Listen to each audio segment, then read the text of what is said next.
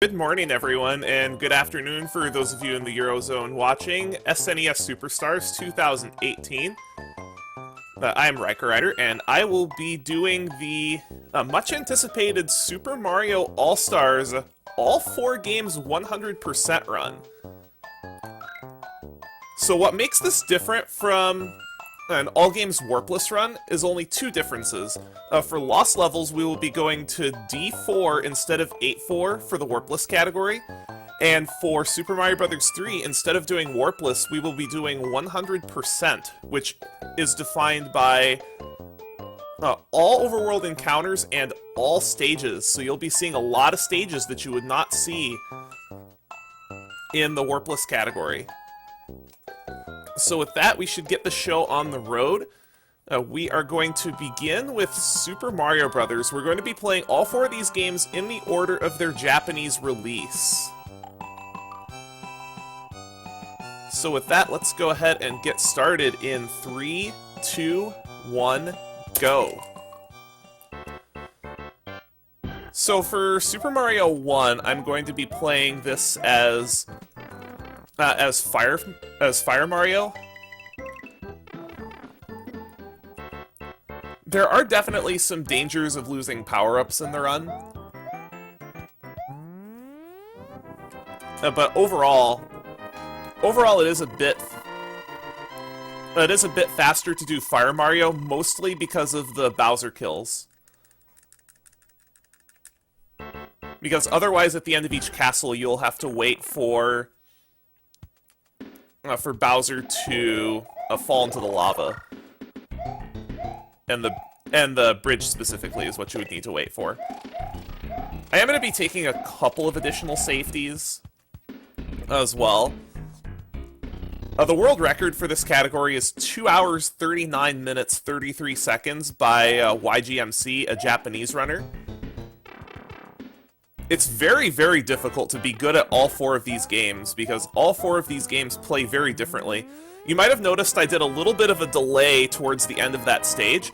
The reason for that is because if you end any stage with a 1, 3, or 6 on the timer, you will get fireworks, and fireworks will slow you down.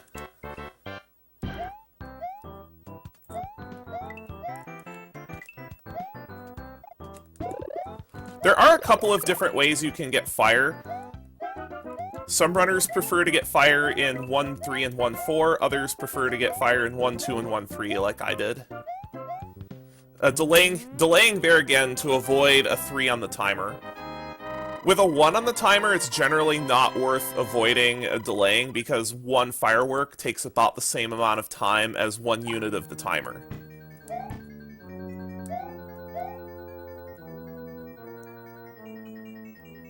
And I actually only found out recently, relatively recently, about a year ago, when I talked to Darbian at one of the Games Done Quick events, that the SNES version of both this game and Lost Levels operate on the same frame rule system that the NES version does.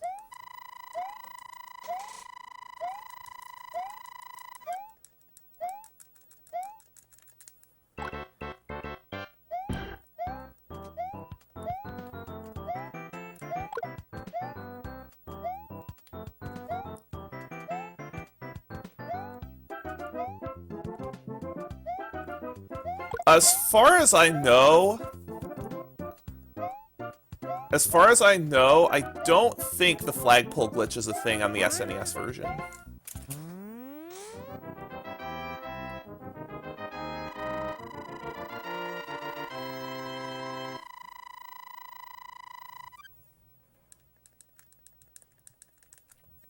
And one of the big reasons as well, besides the Bowser fights, why we're playing Fire is it makes the underwater stages much easier. And even something as simple as the fireball mechanics change from between games in the compilation. In SMB1, Mario's fireballs travel at a 30-degree downward angle, as well as in 2J. In Mario 3, they travel downward at a 45-degree angle, so making that adjustment later on can be difficult. Now, as far as the order of the games goes, you can complete the games in any order you would like. So a lot of runners tend to go with their weakest game first. But for the sake of the marathon, we're going to run all the games in chronological order.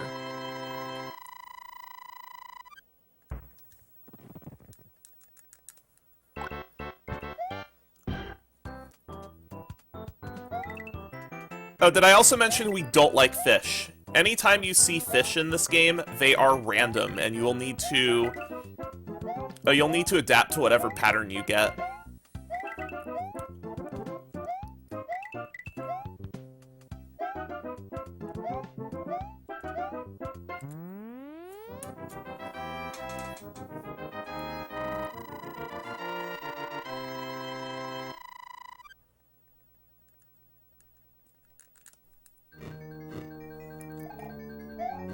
So this is the first level we're actually seeing Potobos. Potobos, unlike in the NES version of the game, actually fly all the way up to the top of the screen. So the patterns are very different than in the NES version of the game, because in the NES version of the game, the Potobos only fly up halfway to the top of the screen. They will spawn as soon as the camera pans to them.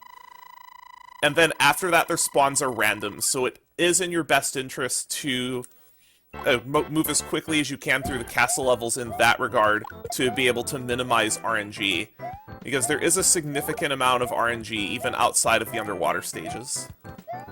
I am going to pick up this star, because it does help out with the end of this level, and it does eliminate some RNG from the Hammer Brothers. If you are fast, you can make it to the end of this level with the star intact, delaying again to avoid a 6 on the timer. When you're at the end of a level, it's very important to know what you need to do based on the amount of time it's taking you to complete a level. If it looks like you're going to hit a 3 or 6 on the timer, you do need to remember to delay.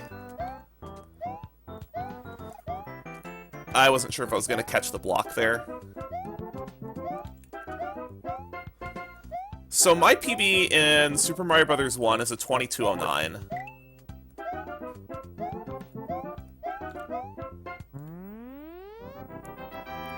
And I actually just set a PB in this category on yesterday when I was doing my final practice for today's run. I wound up getting all games 100% PB of just under 3 hours 7 minutes. It would be great to repeat that today. I just want to see a decent time, and it might even be a bad thing if I get a PB, because we're already way ahead of schedule, and this would set the marathon even farther ahead of schedule.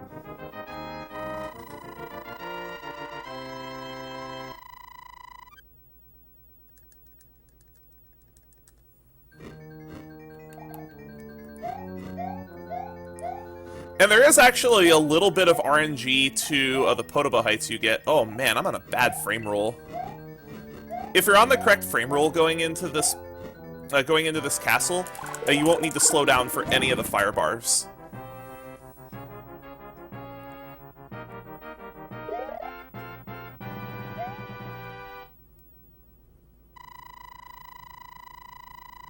And I do apologize to Mythical and the staff for providing such a conservative estimate for this category.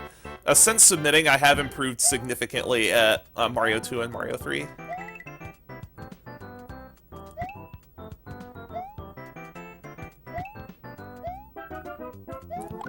So 4-1 is our introduction to Lakitu, but this is one of the easiest... This might actually be the easiest stage in the game to get an IL world record on. Anybody can get an IL world record in this level. It's very easy.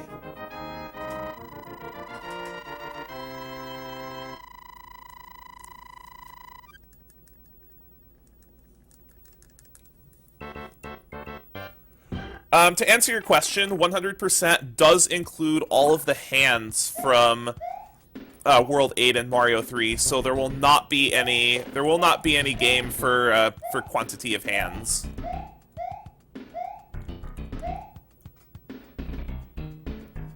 That's actually one of the reasons why I prefer 100% for Super Mario Bros. 3. Just because it does eliminate some extremely frustrating RNG towards the end of the run.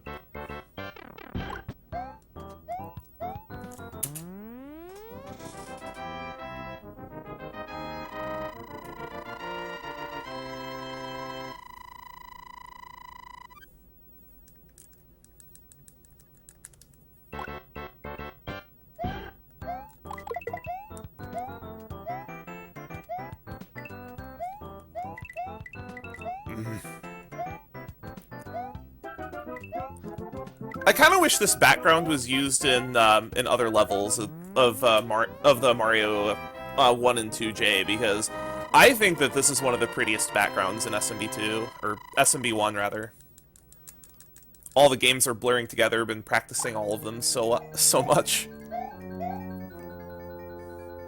So 4-4 is our first maze castle. Unlike in the NES version, you'll actually get feedback on whether you're going the correct way or not, which is very nice for casual players.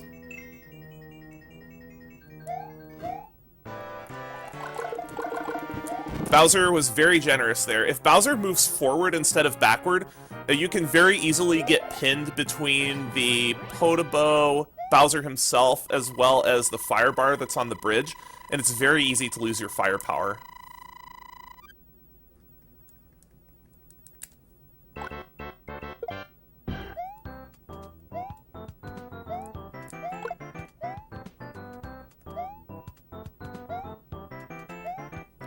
I'm gonna grab this one as well, just because it helps out with the end of this level. One other thing I haven't mentioned about the piranha plants in this version of the game is, in the NES version of the game, their hitboxes are only their stems. In the SNES version of the game, all the piranha plant hitboxes are fixed, so it makes doing pipe jumps almost impossible. So that's why you're not seeing me do pipe jumps. Very nice to have firepower for this level, because this level is where you start seeing a lot of Hammer Brothers.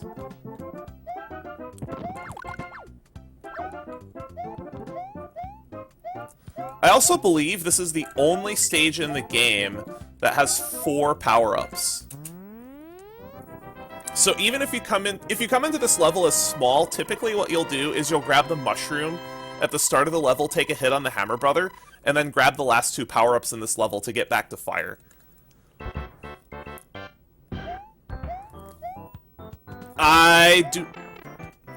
Why did I open my big mouth? So all these bullet bills in a 5-3 are random, and they can really get in your way. And they did at the start of that level. Unlike in Super Mario Bros. 3, if you take a hit, you will lose all of your power-ups.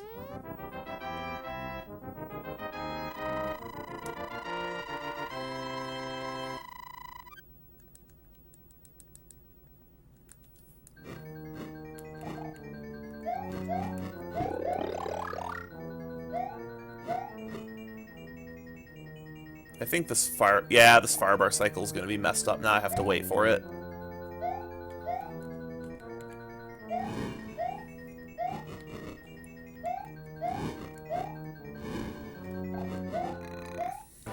Not a fan of that. That was a really slow level, but we got out of it without losing firepower, which is important.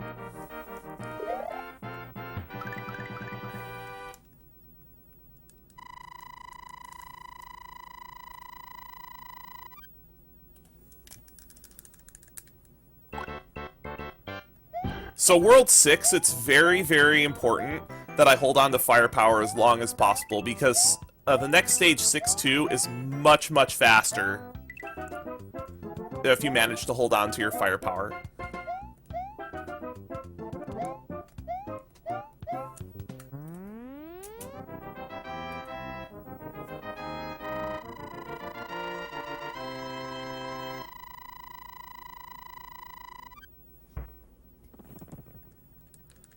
The reason why is because there are piranha plants everywhere in this level, and it's very, very easy to lose firepower.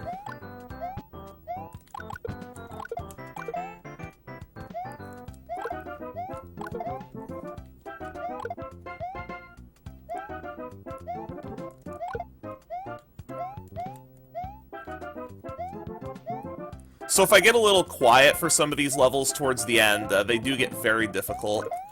Ah, of course. Of course, I would lose it right at the end. But that was still solid. I kept it for what part of the stage mattered. I'm not going to be able to fire kill the Bowser in World 6 now, but...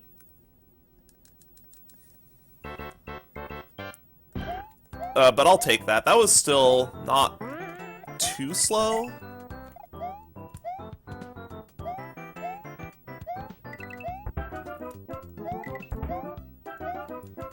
There are random bullet bills towards the end of this level, but they usually don't make too big a difference because the section they appear in is relatively short.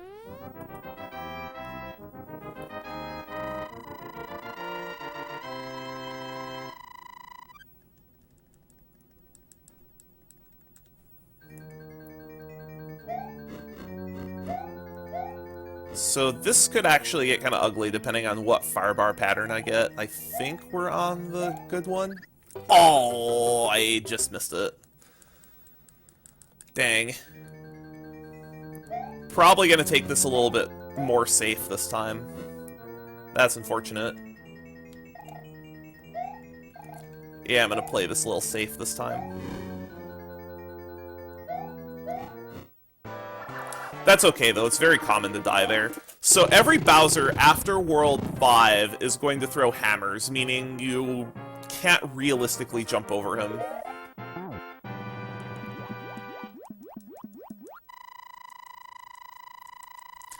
So if you think this game is hard, wait till we get to the next game.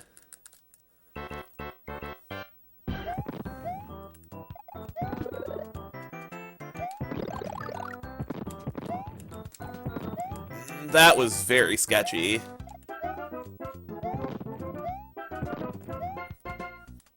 Wow, I am failing really hard at this level.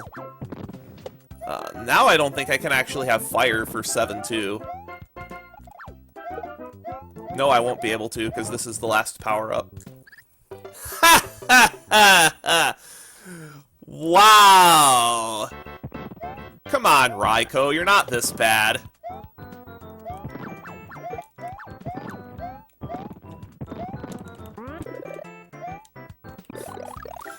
I don't think I have ever died there before.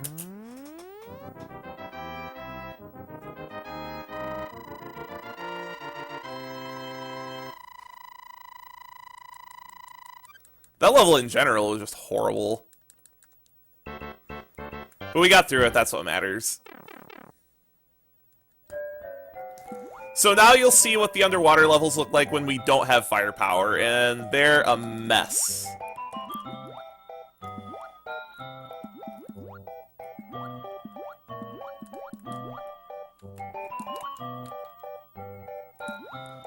You're gonna see a lot of walking on the floor to avoid bloopers when you don't have firepower. That's the density of enemies in the underwater stages is another big reason why we use fire. Trying to do this small only is just not recommended.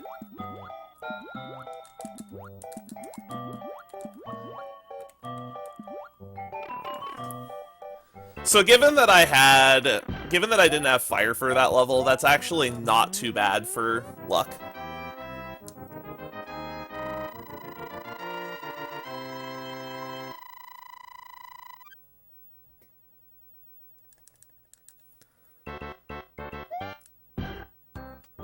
So I think I'm gonna try to grab the fire flower in this level. And hopefully the fish don't say no.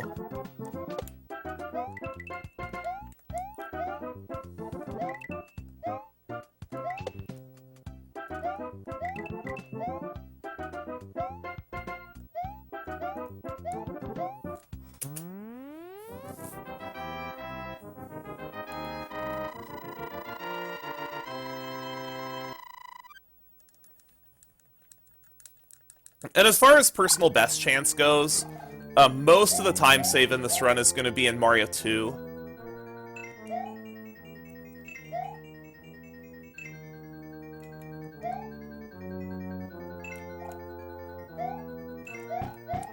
Whoops. That's a little harder to do when you're not small. Wow! Somebody's not paying attention. So this is gonna make World 8 interesting. For World 8, it's actually really important that you have fire by the end of it, because doing 8-3 and especially 8-4 small is just not fun.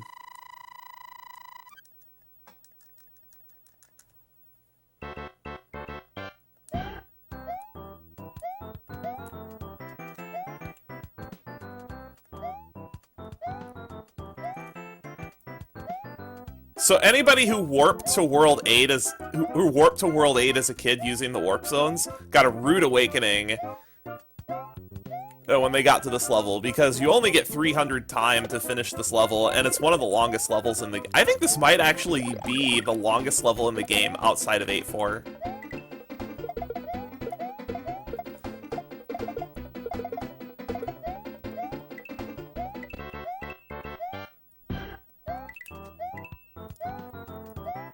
Yeah, no, those pipe jumps are ridiculous.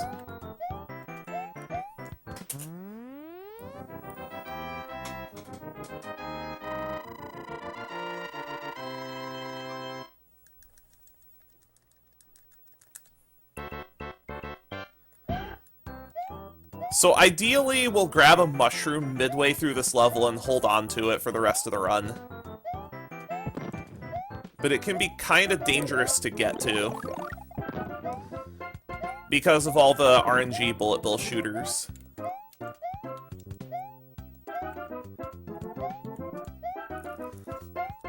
That Koopa did not do what I Hello?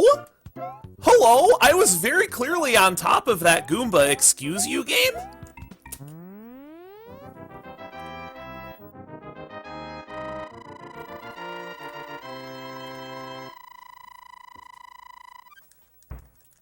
Okay, so this will make 8-3 interesting, and probably pretty slow, too.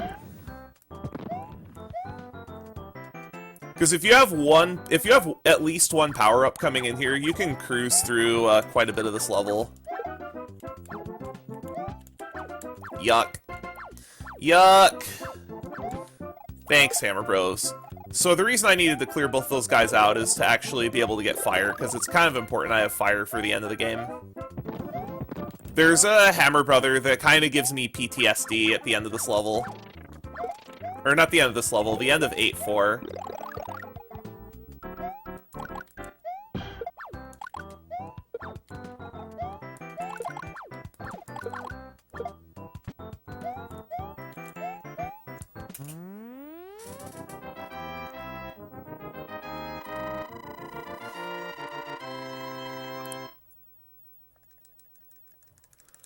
Alright, so 8-4. Please, Mario. So 8-4 is a giant maze. If you go down the wrong pipe, you'll go back to the beginning of the stage.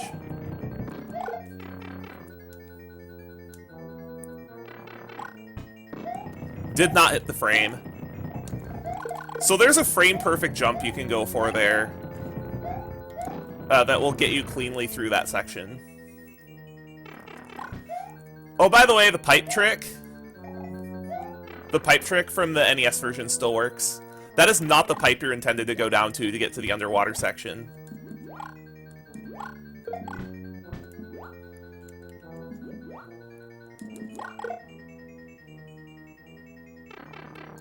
Hello? Well, this could get fun.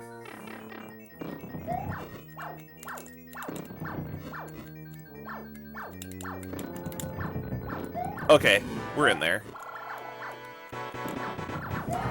Alright, so that's time for SMB1. As soon as you reach the ending condition for each game, you can reset and move on to the next game. So it's time to move on to everyone's favorite game of this run, Super Mario Bros. The Lost Levels. Hopefully I'll be able to put on as good of a show as I did at SGDQ last year. Because this time, unlike there, we'll actually be doing all the stages, and we will be doing all of Lost Levels small. There is a bit of an additional risk to doing the levels small, because if you make a mistake, you'll you'll lose a life instead of taking a hit.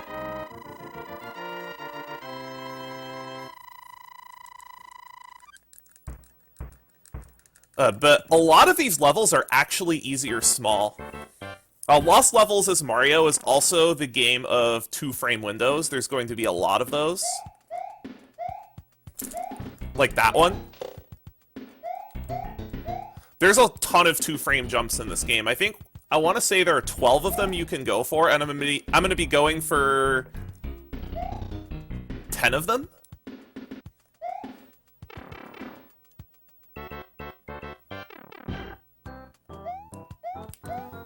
One thing you'll also be noticing about Lost Levels is, even though it looks the same, the game engine is a little bit different. I'm jumping backwards into the flagpole at the end of every stage when possible, because Mario will actually jump off of the flagpole a little bit faster, and I want to say it saves 1 or 2 frame rules per stage, depending on the stage itself. You might have also noticed that I jumped really high after hitting that Koopa. Now, the jump physics are slightly altered for Lost Levels as well. Rather than setting Mario's upward momentum to a specific value when you jump off an enemy, it adds a specific value. So when Mario wins an exchange, if his upward momentum is still positive, he gains a tremendous amount of height. And we're going to use that in a couple of locations in the run, as well as some that I won't be going for, but I will point those out when we get there.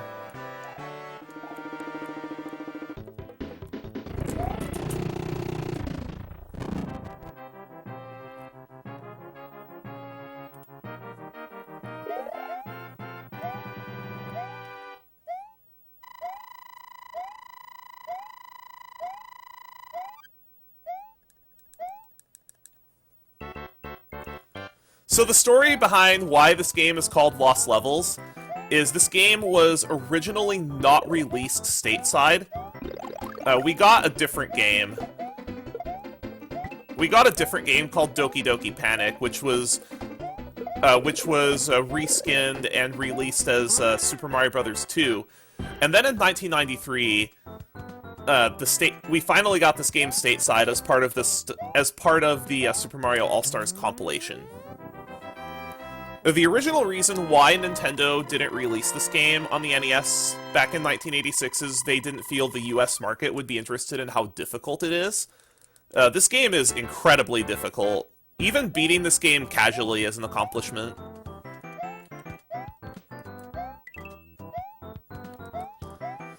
So I would say 2-2 is probably the first really tricky stage in the run. There's a trick that if I fail it, I'm going to lose about 8 seconds. I might actually not have enough room to get this off. Nope. Nope. I am going to lose 8 seconds. Managing your momentum in this game is incredibly difficult, and a lot of the levels are designed around being intimately familiar with how the momentum physics in this game work.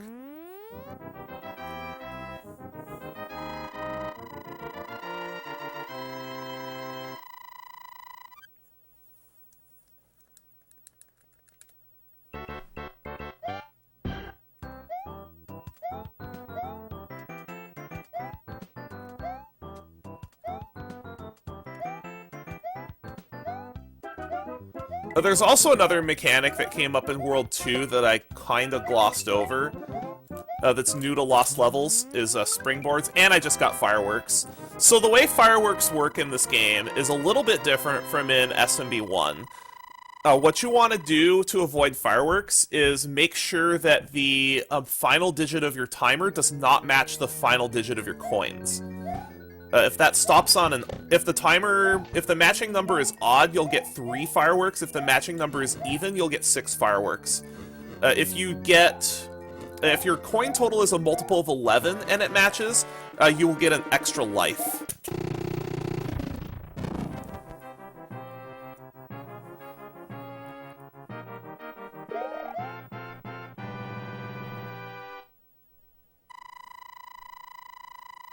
Hey driver, what's going on?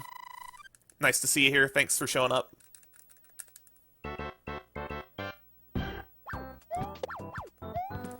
So the Hammer Brothers in this game already come out in full force in World 3. And this game's not going to get any easier. I would say by the time you get to World 4 is when this game starts to eclipse the difficulty of the original SMB.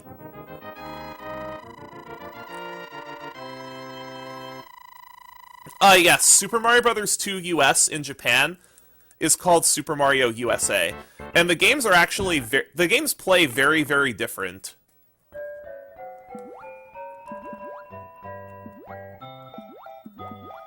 I believe in the original Doki Doki Panic for Famicom, there is no run button. Oh, nice pattern, nice pattern. I like bad patterns, don't you?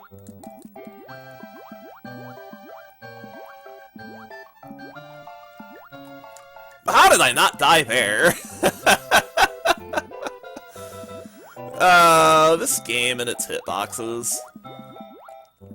Like, I thought I was dead for sure.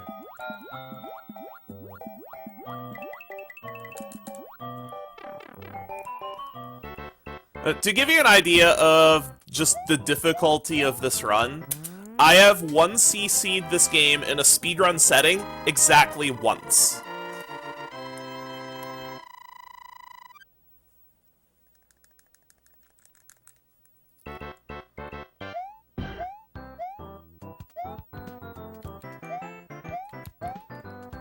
There is a 2-frame jump that you can go for there, but it's also position dependent, so depending on where you land on the balance lift, that jump can either be 1 frame, 2 frames, or impossible.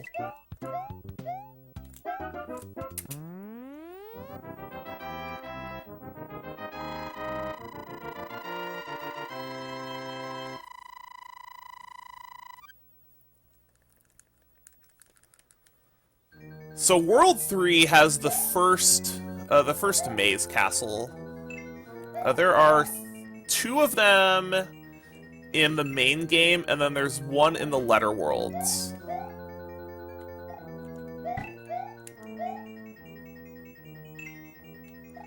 And I did not take a death to that fire bar this time. Cool. Good castle.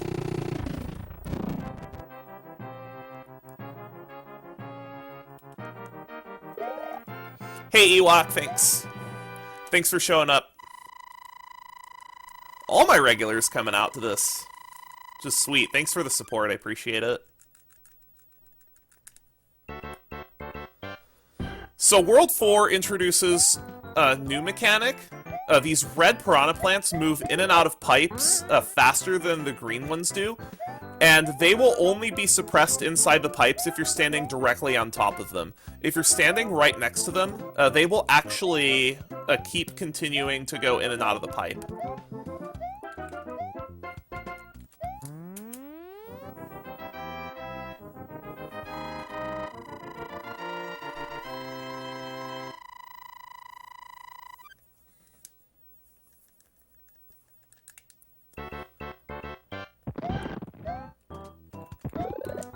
And you'll find later on, starting with this level, that Lost Levels really loves bullet bill shooters. There are a ton of them. So this star is actually being grabbed specifically for that piranha plant. Oh, that guy was not being nice to me. I couldn't determine what he was gonna do. That's actually a very common place to, to die. Is on that Hammer Brother. You kind of have to like react to what he does, because the Hammer Brothers in this game can just be in a variety of positions.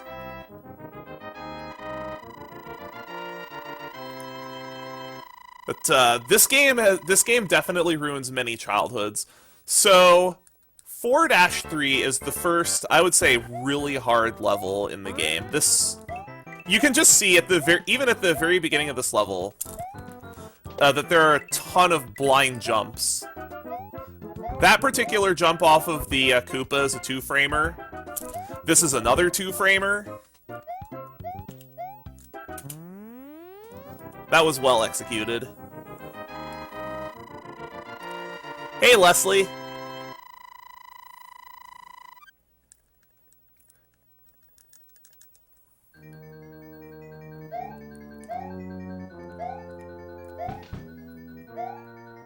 Yeah, this is another challenging level as well. Once you get to about World 4, there aren't really any more easy levels for the rest of the game.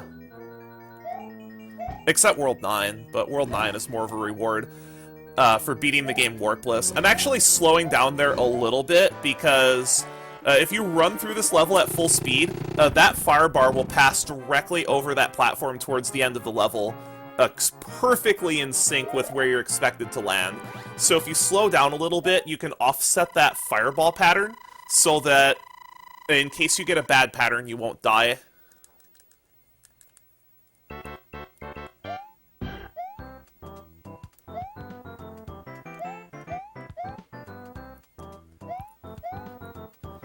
So there's a super jump you can go for at the end of this level that is incredibly difficult to do as Mario. It's much easier as Luigi. This game actually has differences between Mario and Luigi. It's not a two-player game. It's only a one-player game, but you have differences between Mario and Luigi. Luigi jumps about a block higher than Mario does, but takes about 4 blocks longer to slow down.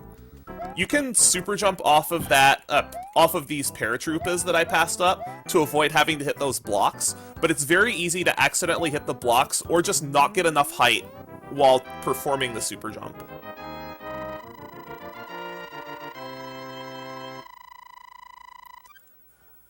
Oh, this game caused all kinds of swearing. Actually, I should probably focus for the beginning of this level. There's a trick I need to do here called Fast 5-2, which I just did. The beginning of that level just looks so slick when it's done properly. Again, slowing down there a little bit to delay the Piranha Plant.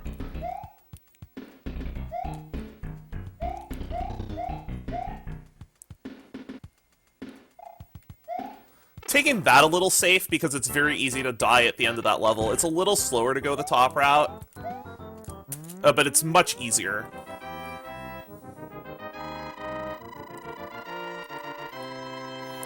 So, the definition of a frame is the amount of time that it takes for the game to... Hang on. Had to do some frames there. So a frame is the amount of time that it takes for the game to update the screen and pull input. Typically, it's either 30 or 60 times per second.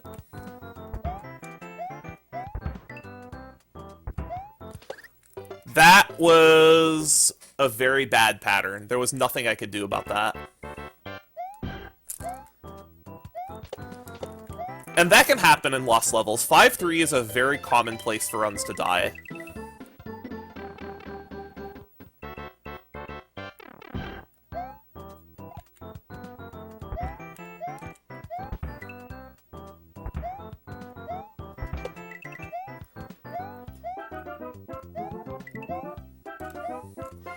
The bullet bills in that stage can spawn in a variety of places, but of course the game gives me the one spot on the screen where a bullet bill spawn is an issue.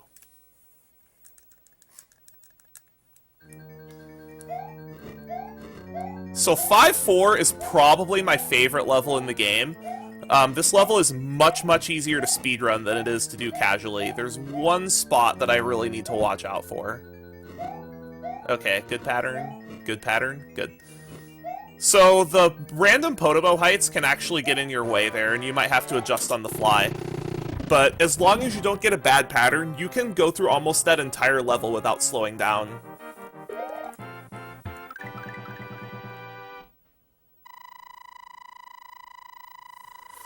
I was specifically referring to the bullet bill pattern in the previous stage. Like the bullet bill and the blooper, because the bloopers have some element of randomness to them as well. But there are a couple of patterns you can get in certain stages where there's just nothing you can realistically do to avoid a death.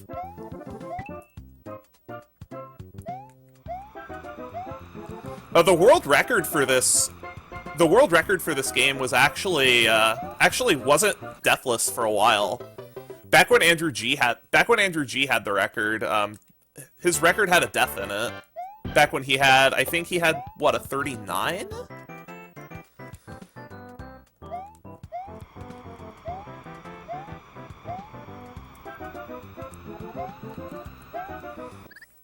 that jump that I'm going for there is just extremely tricky. You have to land on the right side of the platform and then immediately jump. And what makes doing that so hard is, unlike in a lot of later SNES, or a lot of later games, especially games on this system, there is no input buffer.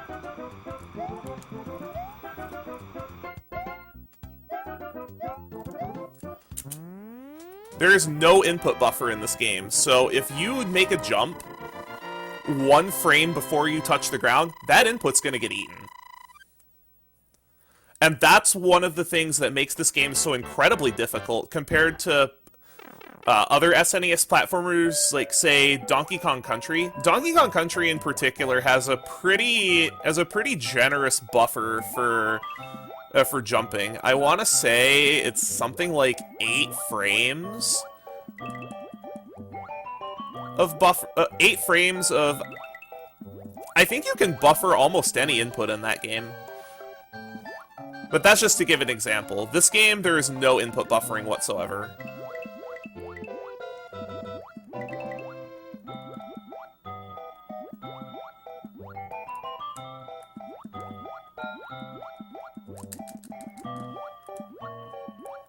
Alright, we're through this aggravating water level.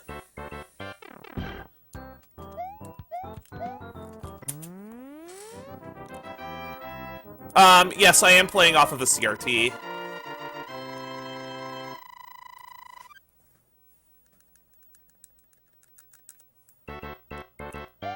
So, 6-3, this level and I have a little bit of a history.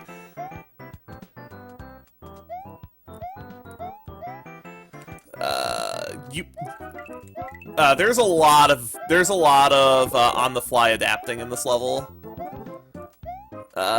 Fish patterns, please.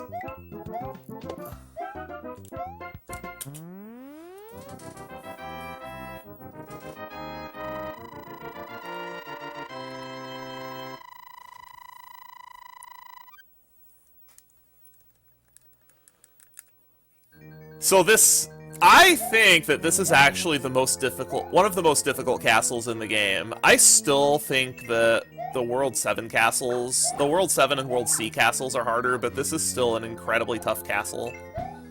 Got the frames there. That one's a minor one. The only thing that saves is waiting for a Piranha Plant cycle.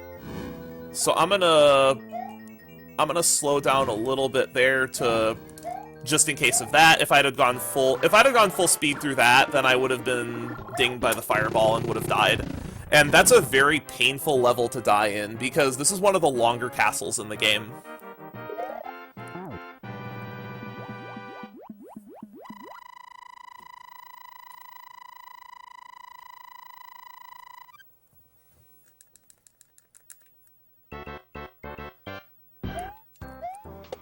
Just a lot of the reason why people are leaving the CRTs and whatnot is because the only people...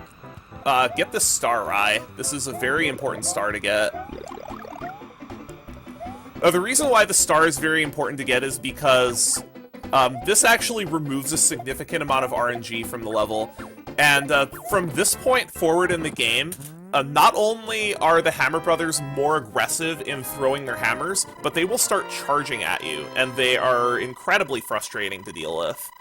But yes, mostly the people interested in CRTs are retro gamers, specifically speedrunners. And I have a couple down here. One of them from a... The way I actually got my CRT was, my old neighbor. I used to mow her grass.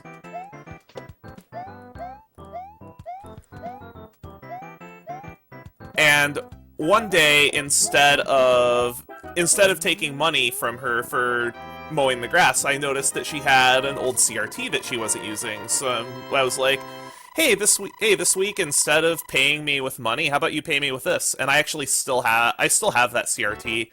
And then when my grandma moved out of her place, I picked up her old CRT that she hadn't used in years, and it's still in beautiful condition. But I won't be able to interact with chat too much for the next couple levels because I really need to focus. This level in particular is, well, it kind of speaks for itself. I don't know. I think I'm gonna go for it. Okay. Whether you make that or not depends on wind cycle as well as your positioning when you jump off the springboard.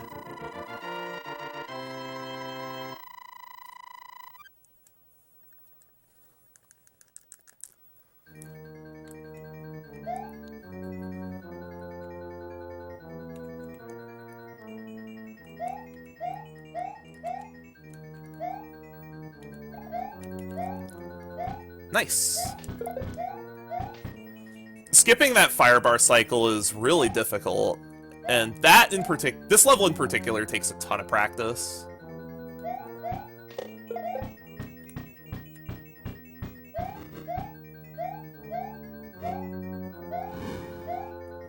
Okay, Bowser, what kind of pattern are you gonna give me? This Bowser is awful, by the way.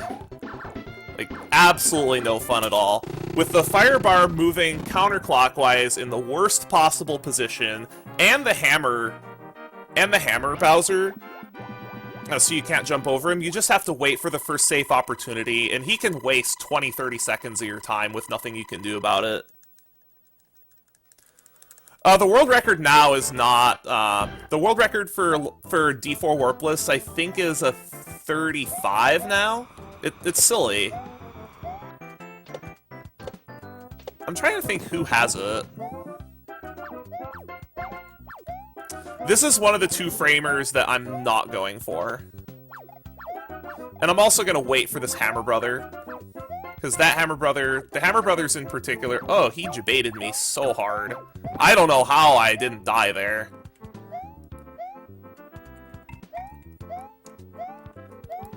A1 is just an incredibly challenging stage.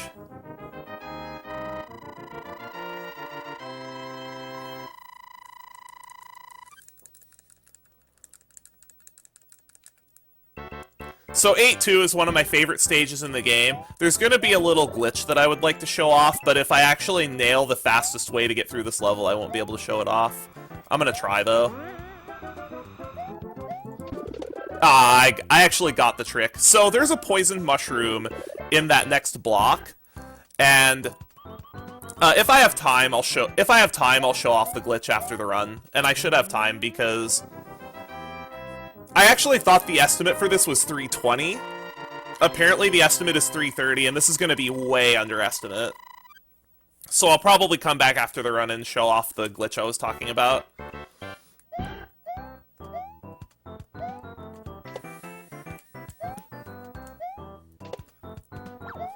By the way, I just dodged 2 invisible poison mushroom blocks near those Hammer Brothers. If you jump when you think you should, to avoid them, you're gonna hit those blocks.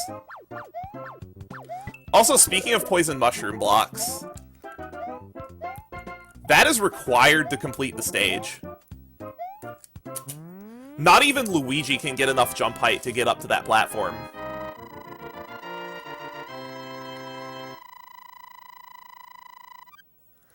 But yes, the reason why we didn't get this game is because originally in the United States is because of how incredibly difficult it is.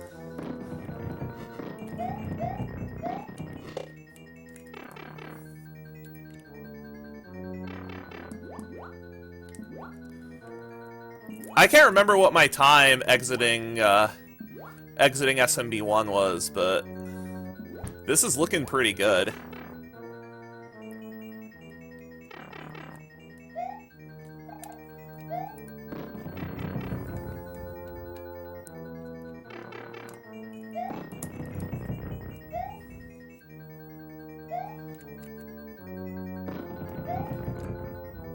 Very, very easy to die trying to go underneath there. You have to go underneath that platform and be on the very bottom of the screen to be able to progress the level. If you try to jump through there, you won't make it.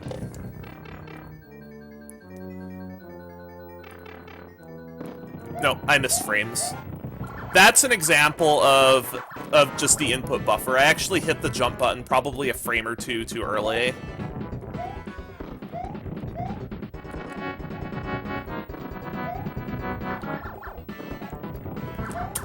I'll have to retime that. I'm gonna actually go scroll back up and see what my time was for 8-4. 23:14. 49. Wow, really? That was a... That's... I think that's a 25. Yeah, that's a 25. That's nowhere close to an 8-4 warpless PB. I took some really bad deaths. So that's the end of Act 1. So World 9. World 9 can only be accessed by beating the game warpless. So very, very few people get to actually see the stage. And if you... And any file in All-Stars that you want to have access to World 9, you cannot take a warp zone. Because if you take a warp zone after opening up World 9, access to World 9 is retroactively revoked for that file.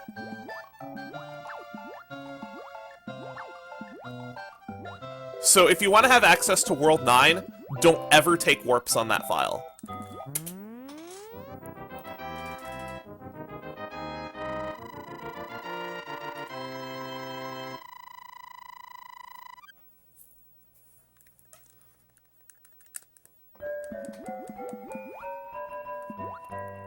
But we will be playing the rest of the run. We will be hitting the rest of the run small. I'm gonna ditch the mushroom at a convenient moment. It'll be either in 9-4 or in World A1. So if you do take a warp at some point in the game after you beat 8-4, you won't see World 9, you'll just go straight to World A. It's effectively World 10. Now, D4 warpless, to be able to do D4 warpless at all, you have to be playing on this version of the game. Because in the Famicom version, to be able to access the letter worlds, you have to beat the game 8 times. Not warpless, but you do have to beat the game 8 times.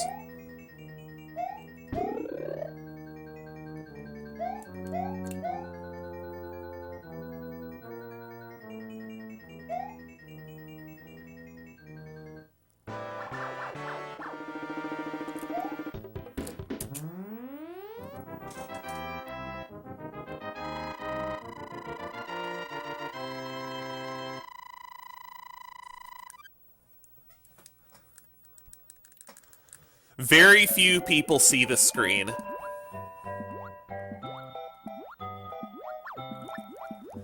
Arigato.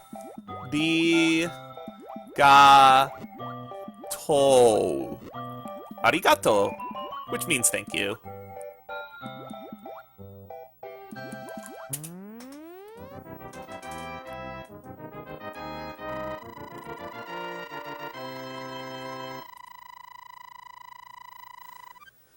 So, since I didn't lose my mushroom to that blooper, I'm just gonna dump it here. So, now it's time for Act 2, and you're going to see a pretty significant difficulty spike here.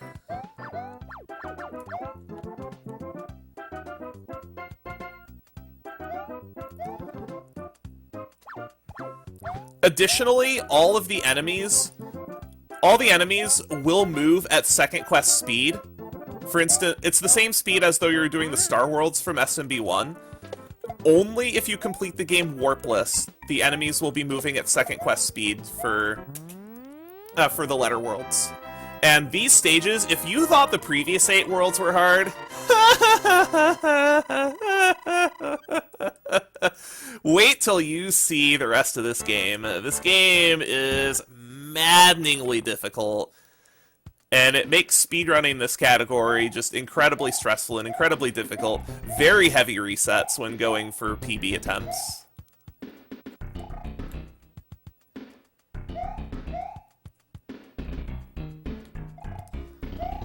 I'm gonna take the top route here because that Hammer Brother can be a bit of a jerk. It's a little slower, but again, for the purposes of a marathon.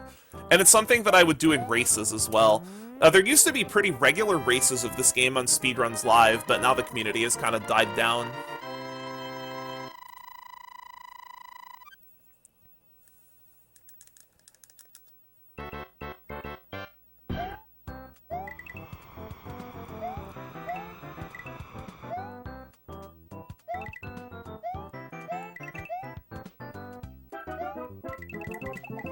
needed to delay because of bad fish patterns. Depending on how many fish are on the screen, that springboard can despawn, and if you jump on top of a despawned springboard, it will actually soft lock, and you'll need to wait for the timer to run out. I've lost a run to that before. So this castle is very hard. I think this is the scariest castle in the game. Check out this platforming here. Ah! I didn't cancel my momentum jumping onto that pillar. Those potobos and pillars are... I think that's the single hardest section of platforming in the entire game.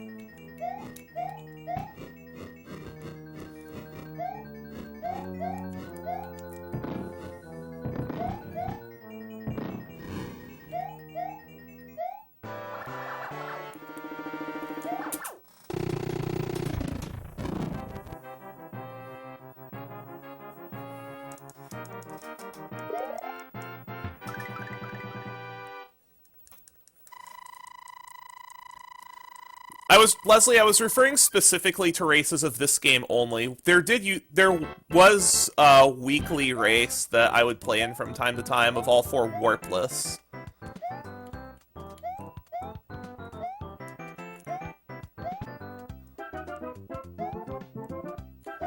Hello? That is... Hello? That was very weird. I don't know why that Koopa was there. I've actually heard about this, that there are so many enemies in these stages that some of them actually despawn, but I never knew that guy was there.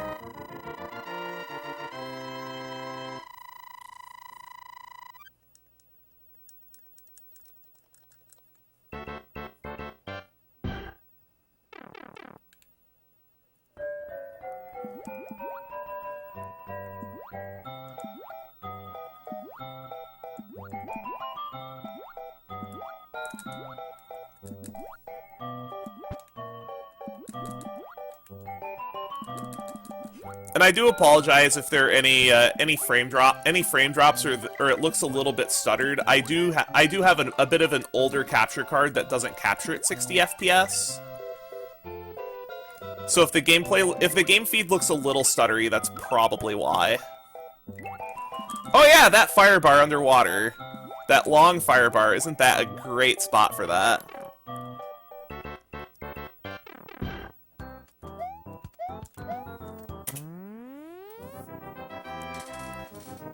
So I kind of glossed over how B-2 can be a really, really aggravating level.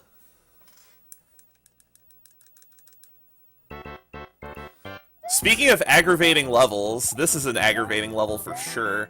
So there is, I think, a 2-frame into a 3-frame jump at the end of this level that is strictly required to complete it.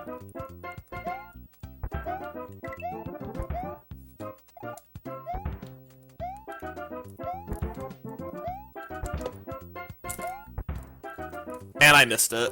I jumped 1 frame early. This is another level where runs go to die.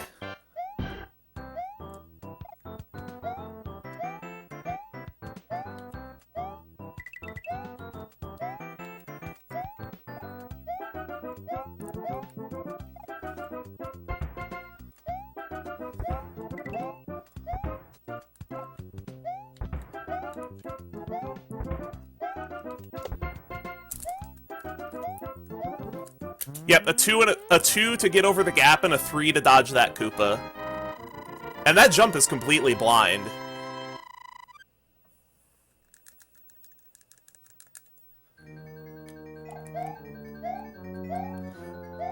I don't want to know how many lives I spent as a kid trying to complete that stage because I had no clue that jump was that precise. With Luigi, that jump isn't too bad. I think you have a one block of error for that. Oh, another fun little thing about this game is that this castle is the only castle in the game that contains a warp zone.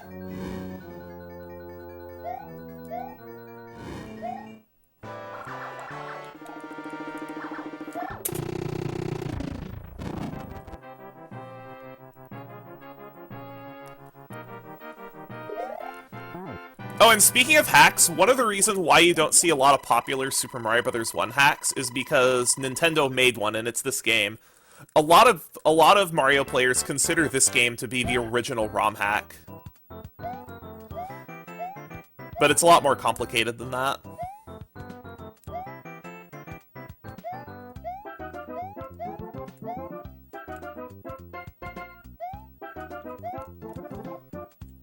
I goofed this up.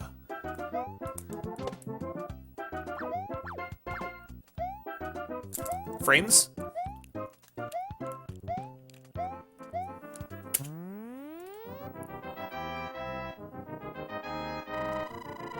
This is actually the game where Luigi's higher jump originated. No, the warp zone in World B4 actually is a forwards warp zone. It takes you to World D. One thing I did neglect to mention is you don't want to go down random pipes playing this game casually, because there are very evil warp zones that take you backwards. Including in World 3, there is a warp zone that will take you all the way back to the beginning of the game.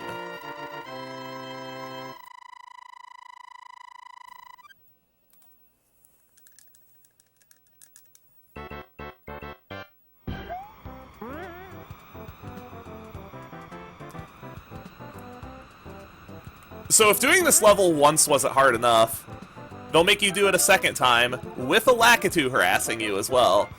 And depending on how quickly you go through this level, he can really get in your way. I'm not gonna go for the cycle skip this time. I hit the left side of the springboard.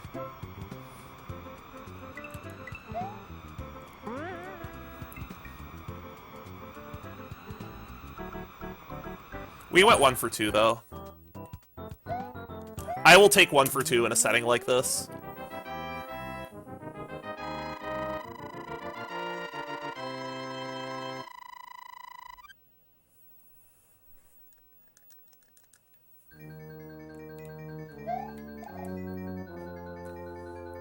So this is a stage you kind of have to take your time in because the added fire bars change the fire bar patterns significantly. Ah, just made it. And the second quest enemy speed changes the patterns as well, so this level and 7-4, as far as the speedrun goes, play very, very differently.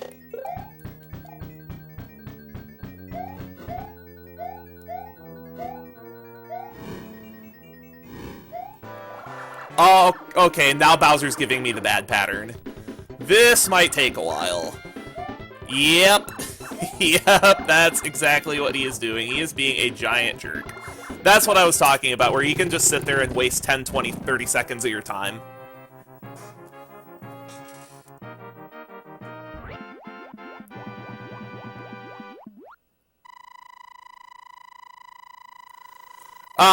This is actually this next world, World D for dumb, is actually the last level, or the last world in this game.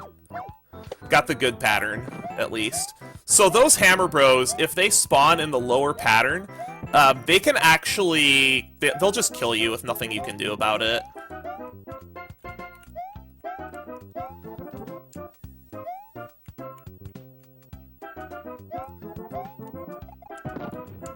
Oh yeah, that Hammer Brother. That's fair, right?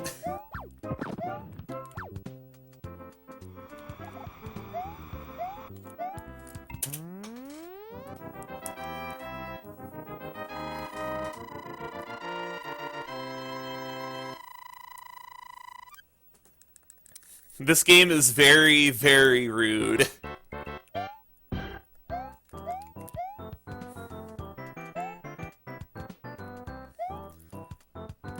I think this is the shortest level in the game.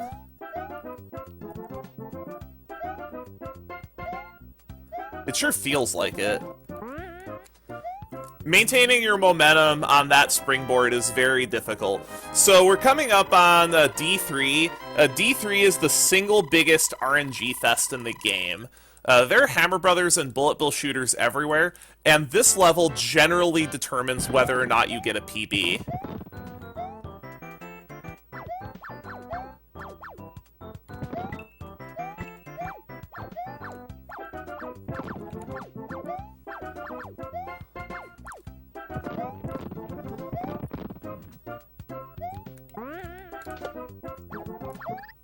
That was my fault.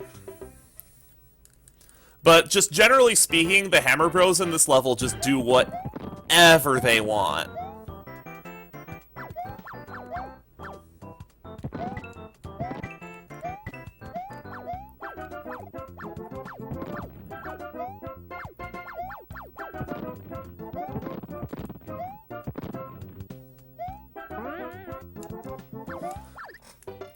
Nope. Well, there goes the 1cc. Dang. Typically that's... I'll just say this. This level can just bring any runner to their knees. Just the vast majority of the deaths you're seeing in this level, there's not really anything you can realistically do about them.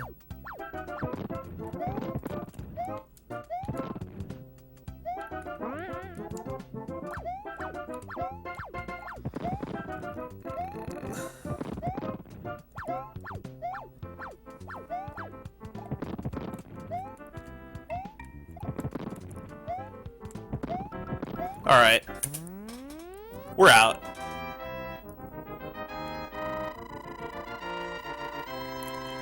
And that's actually a pretty good example of what the Hammer Bros in that stage can do. That's actually very typical for runs. So that can actually be why races of this game are so exciting to watch, is because it's never over until after D3, because D4 is not a particularly challenging stage.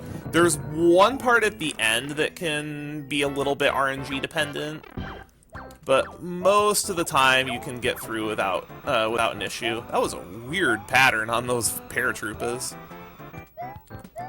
Delaying on purpose to delay the piranha plant. If you try to go through there at full speed, that is a little... There's a lot of gotchas like that, and I feel this game in general is just so expertly designed.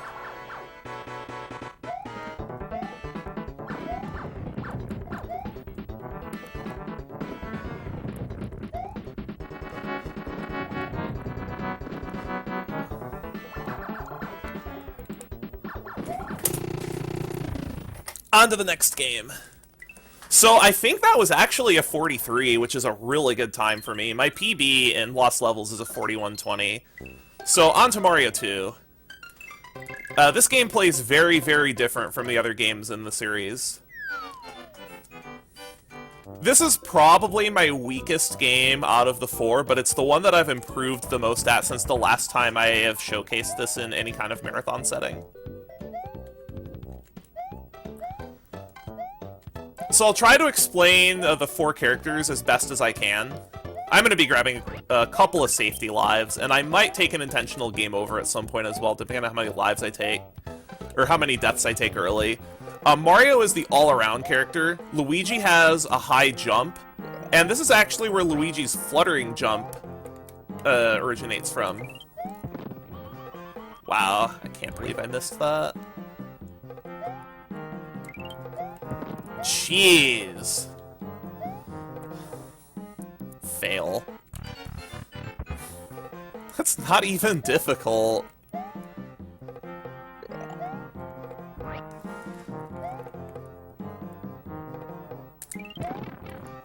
Toad is the character you're going to see used the most. I'm gonna have to drop the other one in here. I don't know why this bomb is giving me so much trouble.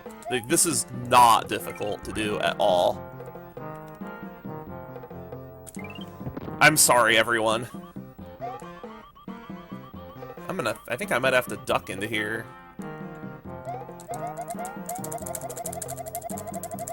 There we go. I'm so sorry about that. That was... I would say that might actually be the biggest genuine mistake that I've made so far in the run. Because a lot of the deaths in Lost Levels are mostly... a lot of the deaths in Lost Levels, in general, are mostly the game going screw you rather than your play.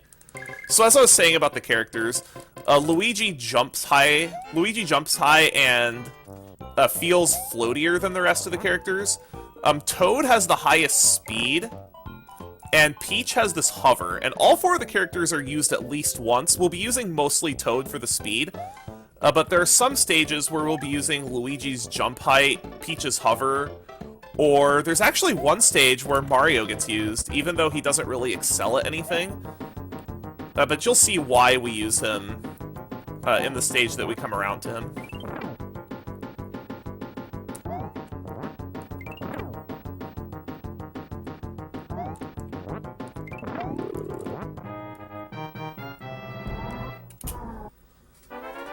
So now you're going to see why Toad is so fast.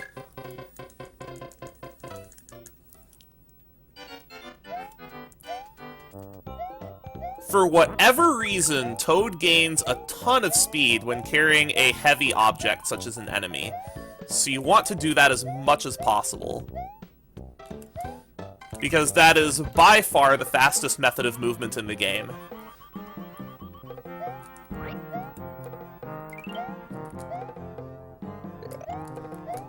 Pixel, please. Apparently not today.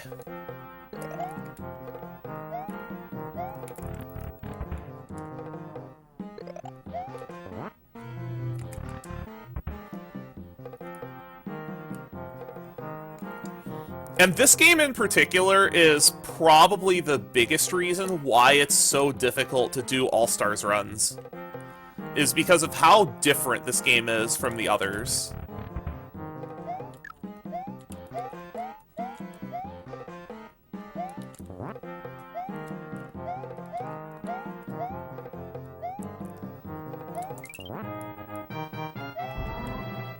Thought I was gonna get shot at by the Sniffet.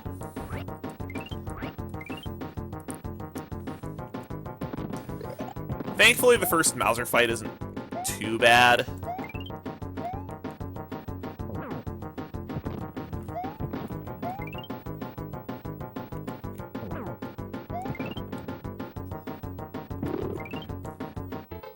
Good fight. Good stage in general, actually.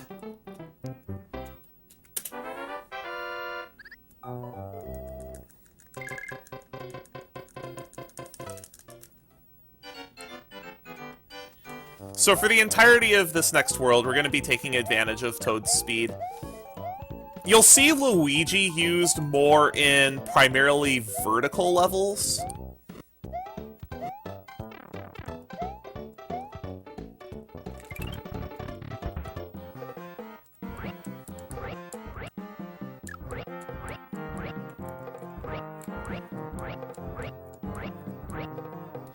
So in the digging sections, you might notice these zigzagging patterns that I do in the sand. The reason for this is whenever an enemy falls onto a platform,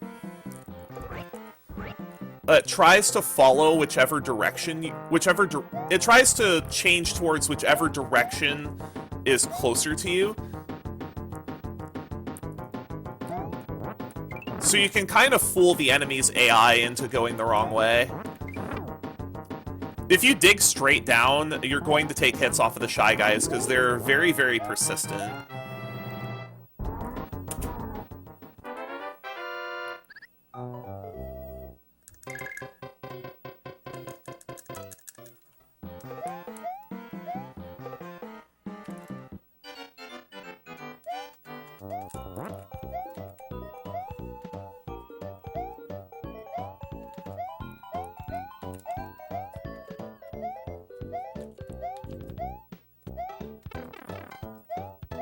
This game in particular is very challenging to pick up.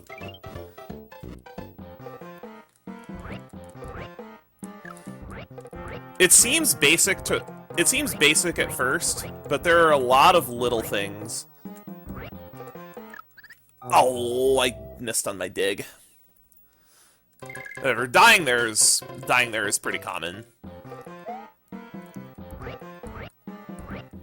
And of course I can get a vine jump when I'm not trying for one.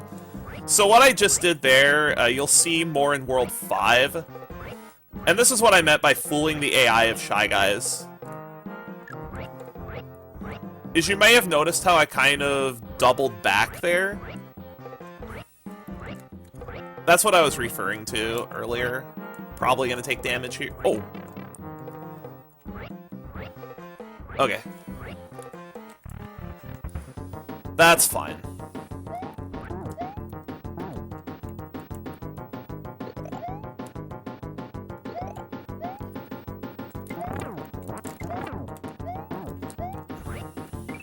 That's a decent Birdo kill.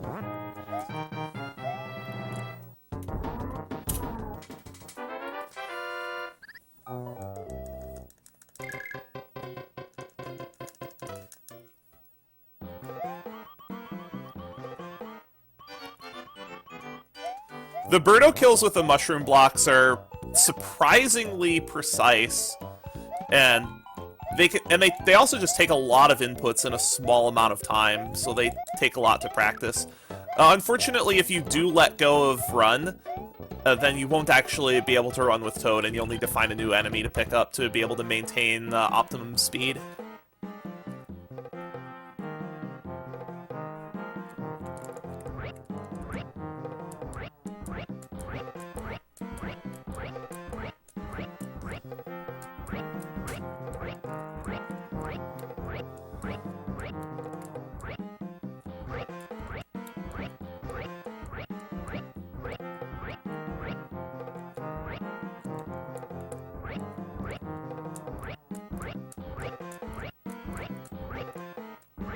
That guy's not gonna despawn. Nope.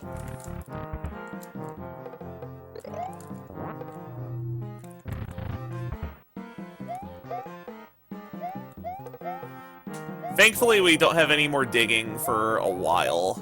Not until World 6?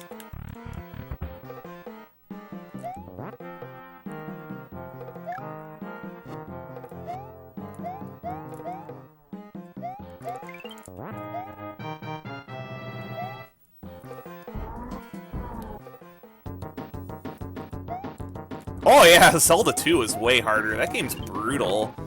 I can't even finish a run of it because I can't 1cc the game. That's the hardest part of finishing runs of that game, is the rules of the category do not allow you to take a game over. So this is the first level where we're going to be taking advantage of Peach. Because of a shortcut towards the end of this level. The primary reason why we use Peach in... Come on! Platforming is not difficult. Platforming actually is difficult. It's just that's what speedrunners say, is X is not difficult, but it actually is.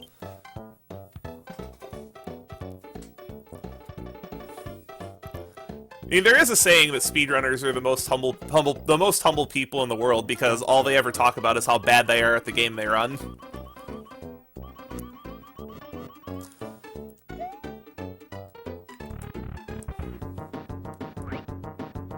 Luigi can also take this shortcut, but Luigi's flutter jumps make him slower for this level.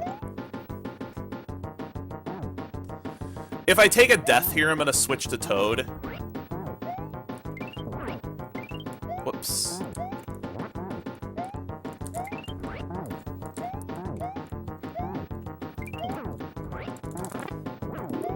That's not the way I was expecting to get that kill, but okay. So we're going to use Peach again in this level, and this level also is going to feature the first really big sequence break.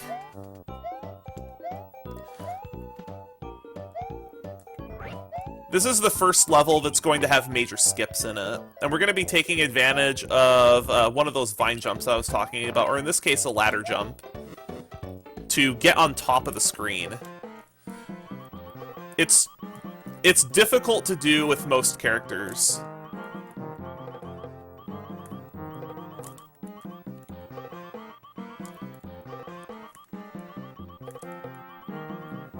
Come on.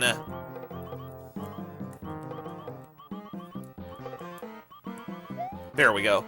So it's a 2-frame window to do that with any character except Luigi. With Luigi, it is an 8-frame window.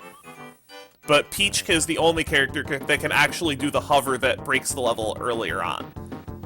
And there are quite a few of those, which makes speedrunning this game at a high level incredibly challenging.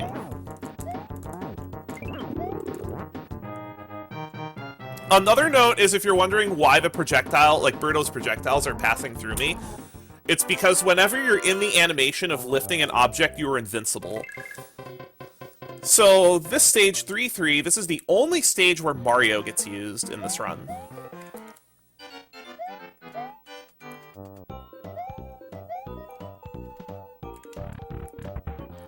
And this is another level that has a really cool sequence break in it. This level in particular actually has a key skip. There is normally a locked door that you're supposed to go through a pretty long section of the level to get to, but we can take this Ninja and do something a little creative with him. This is actually, the door on top of the screen there, that's actually the locked door that we're skipping.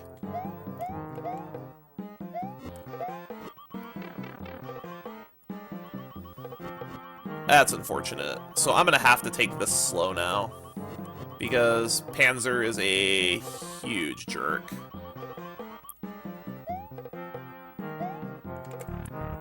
Alright, now we're safe.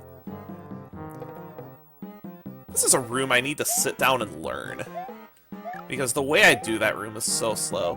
So there are a couple of characters that can actually make that shortcut, but the reason why we use Mario is because of his jump height and lack of flutter actually makes this character the fastest way to get through this room in particular.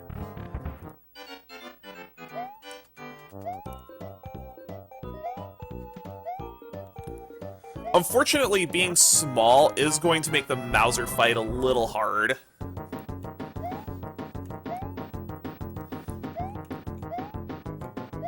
That spark gets in the way a surprising amount of time. How did that miss?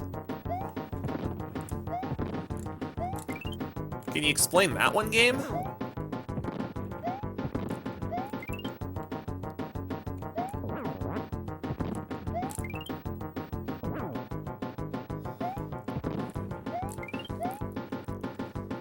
Really? Oh, it's so bad.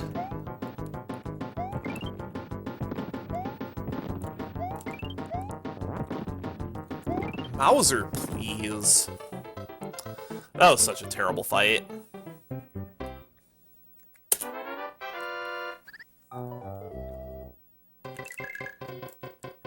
So we're in good shape on lives for now. So whenever you start a level on ice, you actually want to jump to be able to get to maximum speed as quickly as possible.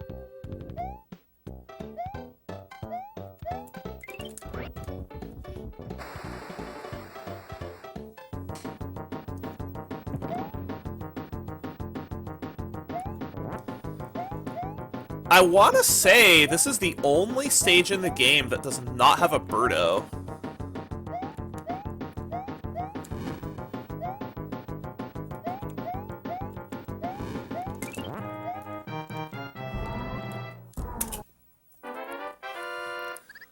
Now, the optimal character for the stage is Toad, but we're actually going to be using Peach because it makes the end of this level a little easier. If you're going for record attempts, you will use Toad in this stage, and Toad makes this section significantly harder as well because of the increased speed. Some of the gaps in the Bezos get really tight. There's just this minefield of Bezos that gets thrown at you in the first half of the stage.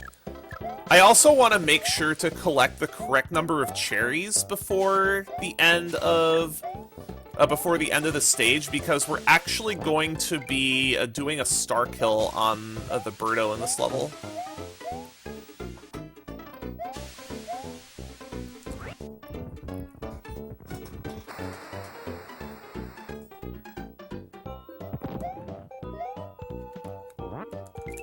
Get back here. I don't know. I think I collected too many cherries.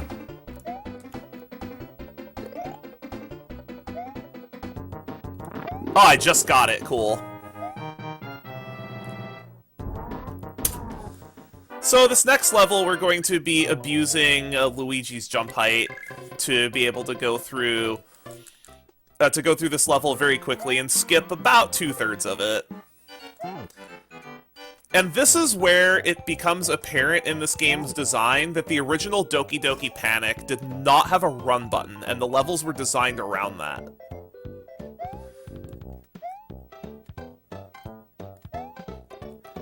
And see you later level.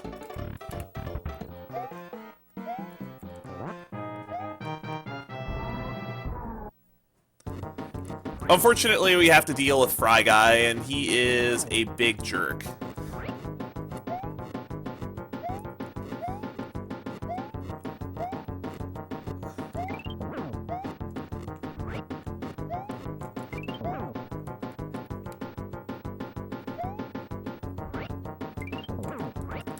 That was a solid fight. Very happy with that. Wow, that's a huge gold, too.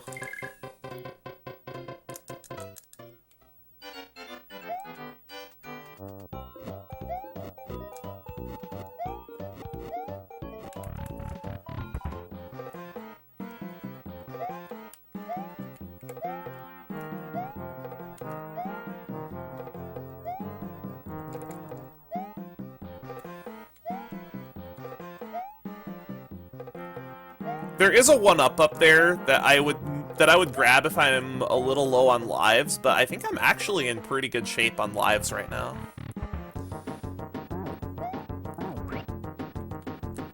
So this is the introduction to the green, or in the NES version, the gray Birdo. You have to use mushroom blocks to take them out because they will not spew any eggs out.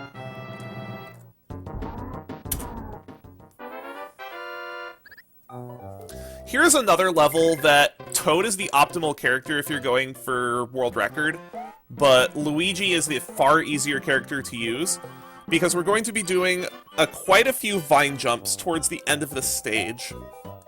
And there's some platforming that just Luigi makes easier in general.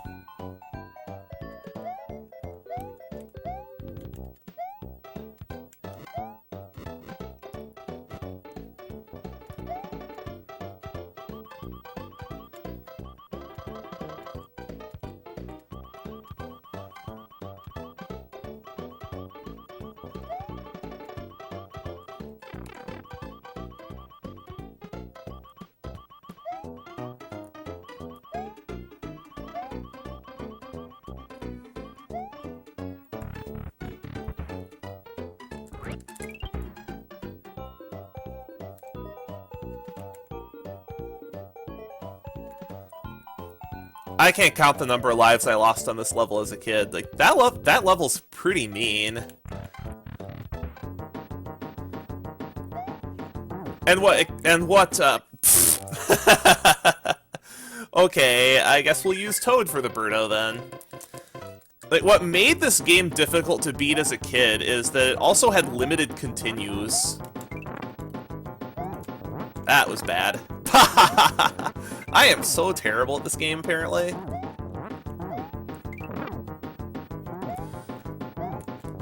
Oh, another interesting thing that Sven told me at GDQ one day when I was watching him play this game is the red Birdos actually have an increased chance of spitting fire the lower they are on HP. I never knew that until last year. So this is one of the longest stages in the game. And as far as the speedrun goes, I missed a cherry, so now my star spawn is going to be messed up.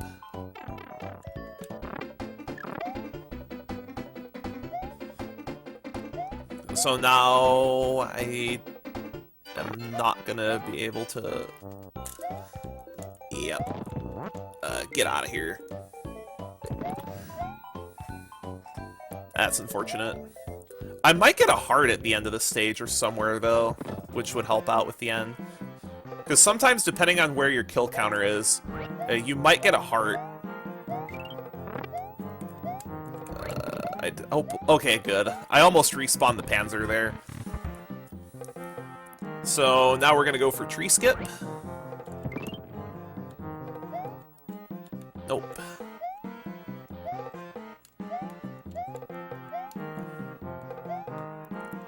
Wow, this is not...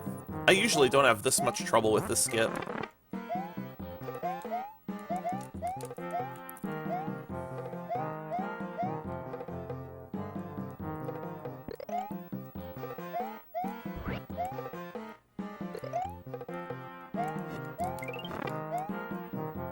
Okay, that's the heart. I'm actually gonna grab this, I think. Just to make the end of... Just to make the Cloglip... Just to make the Cloglip fight less stressful.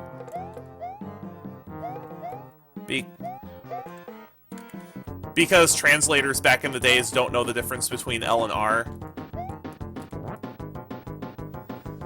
Carpet glitch.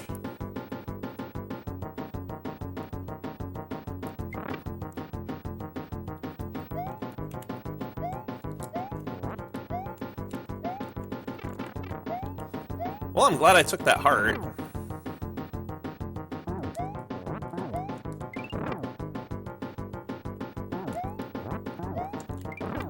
Almost died. Cutting it close today, apparently. So, for the Cloglip fight, what I'm gonna try to do is backboard as many of these rocks as possible. Oh, hey, another heart.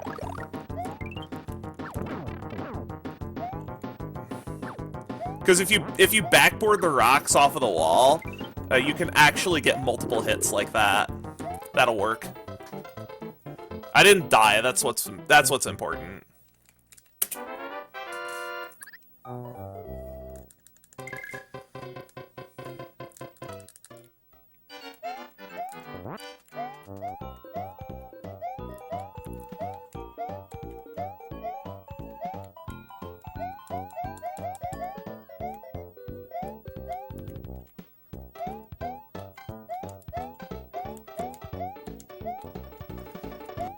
Yep. I knew I was going to take a hit as soon as I landed in between the two Pokies. Might end up dying here. Somewhere.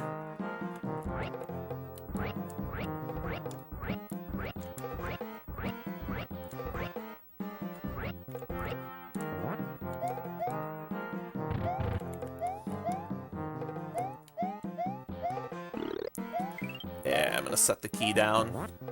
This Phanto doesn't chase you if you set the key down.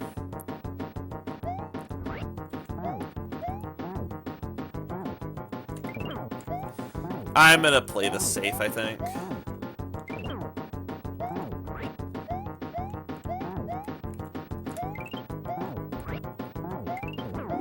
Yeah, I just want to get through this level without losing a life at this point. So, this level has an extremely challenging strat that I'm not really going to go for, I don't think. I am going to spawn this... I'm going to spawn this Albatos, though. So, if you want to see what this looks like, Sven and BJW and them have some videos of how to do this level. Do this level by jumping off of all the Albatosses that fly towards you. But in this case, we're just going to take Albatos Airlines to the end of this level. It's slow, but it gets the job done. And some of the platforming is tight, and if you mess up one jump, you die.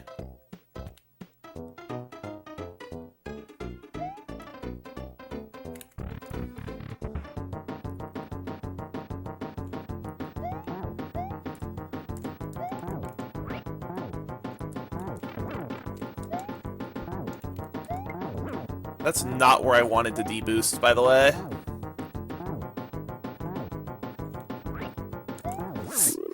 I knew that was going to happen as soon as I jumped. You're better than that at this game, Rai.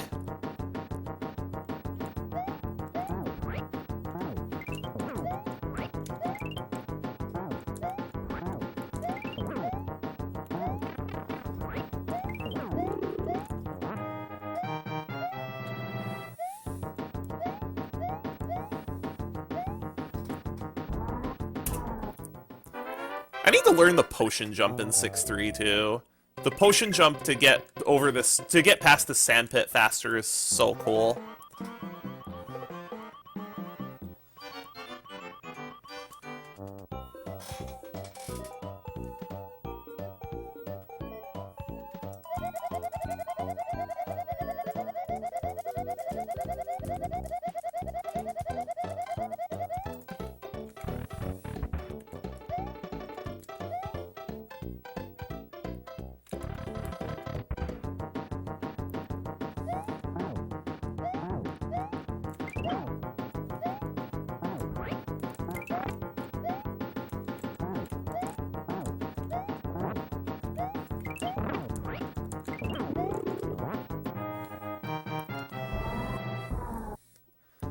I think I'm probably gonna end up doing Babby strats for this Triglide too.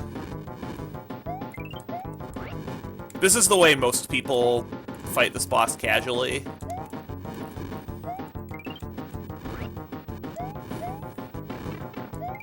And for good reason.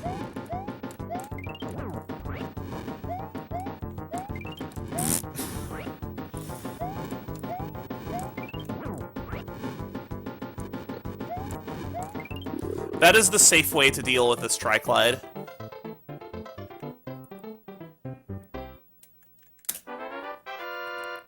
Alright, so World 7 has only 2 stages, but they're both pretty long.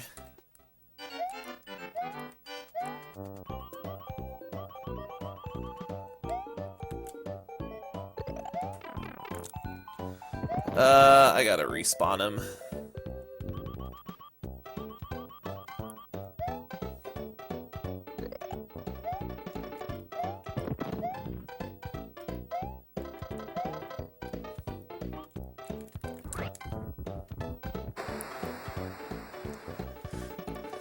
But yes, SMB3 100% is by far the longest of the runs.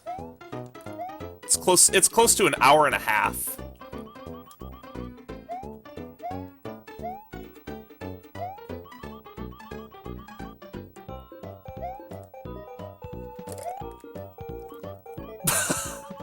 That was very near a terrible, terrible fumble. That was also very near a terrible fumble.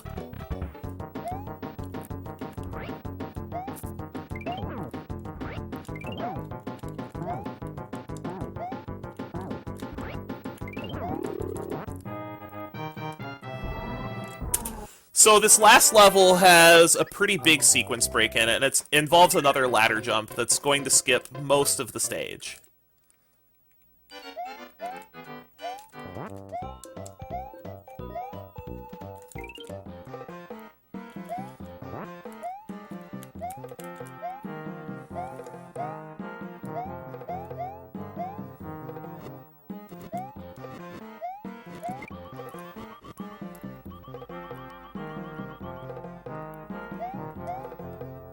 Because all of these maps are connected. Oh, first try! Awesome!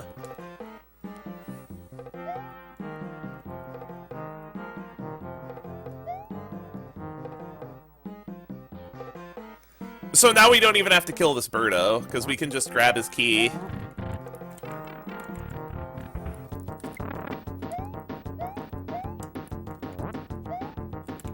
We will be small for the wart fight, though, which will be a little annoying, but it's pretty common to take damage somewhere in the stage. It's not an easy stage to do quickly.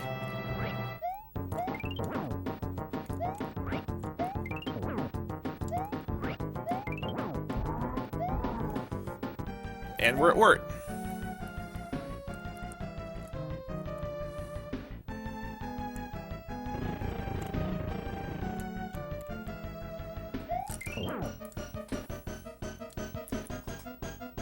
I'm gonna have to actually go back and retime this, because this might actually be an SMB2 PB as well.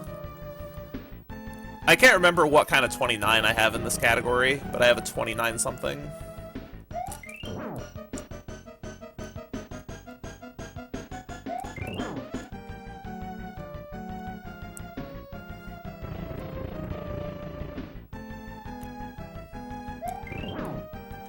Should be just one more hit.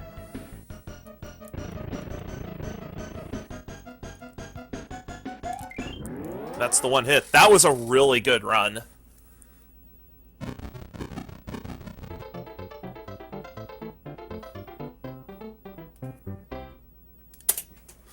That was really good. 139. No, it's not. That's like a 31. But that's still very, very solid. Alright, on to Mario 3. So this is going to be Mario 3 100%. In 100%, we're going to do all the stages and all the overworld encounters.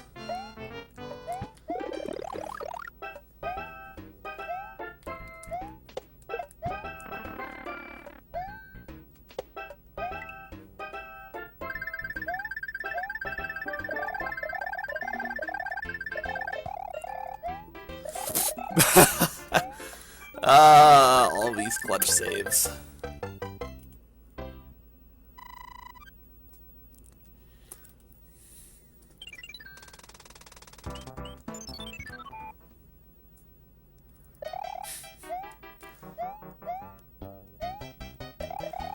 Mario 3, out of all these games, definitely has the most complex physics engine.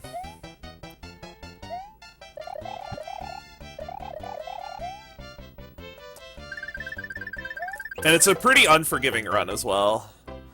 Because most of the levels are shorter, but none of the levels have checkpoints, so if you die, you go back to the beginning.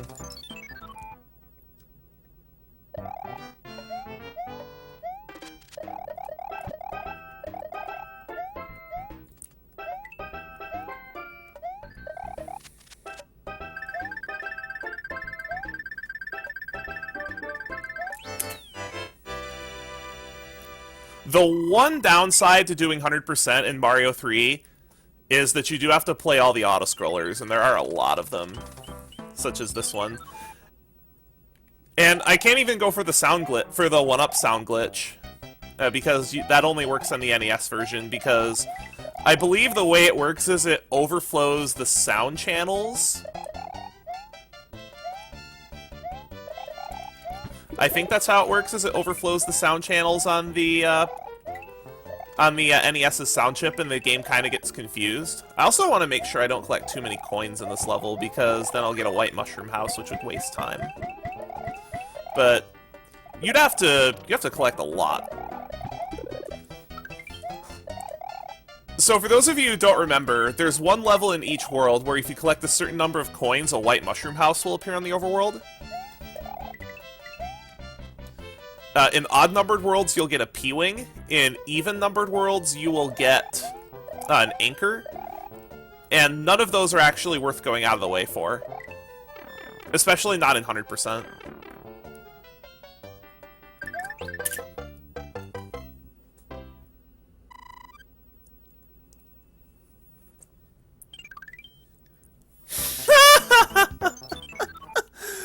Oh my god, why? So, remember what I said about keeping track of your coin count? So, in Worlds 1, 3, 5, and 6 of Super Mario Bros. 3, if you finish a level, and your coin count is a multiple of 11, and the tens digit of your score matches that multiple of 11, you get a coin ship. Coin ships waste about a minute.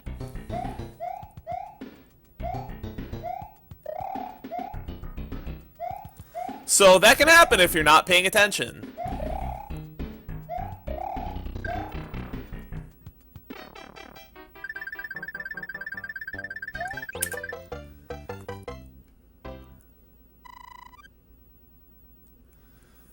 That's so frustrating.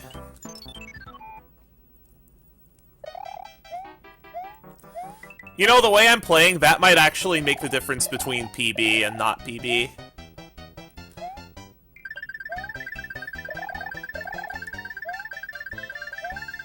Because we got, because my current Mario 3 PB, which is 1 hour, 25 minutes, 50 seconds, I actually got in my All-Stars 100% PB. So this is going to be a very painful minute to give up. Look how slow this auto-scroller is.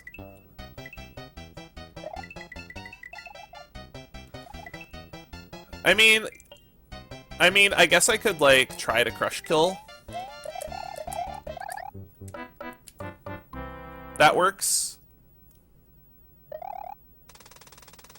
Yeah, I can just crush kill myself on the coin ship. That'll waste less time.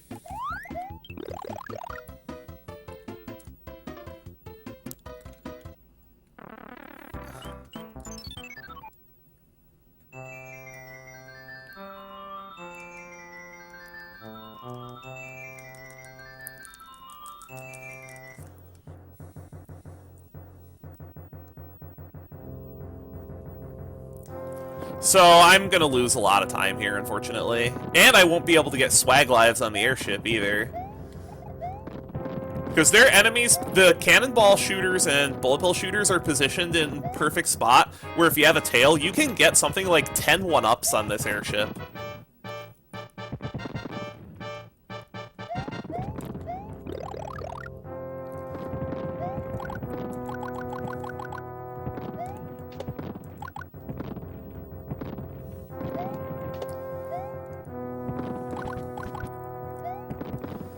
So I'm starting to realize now that the estimate that I gave for this was way too generous. Oh, thanks. Thanks, Larry. So this game's hitboxes are just terrible.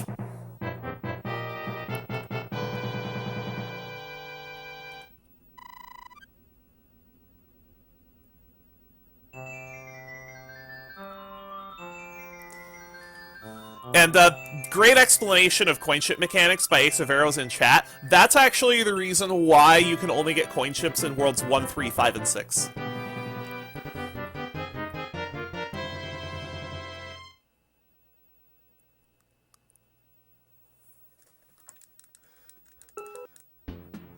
Oh yeah, didn't you do that in the SMB3 randomizer tournament a whole bunch, Ace?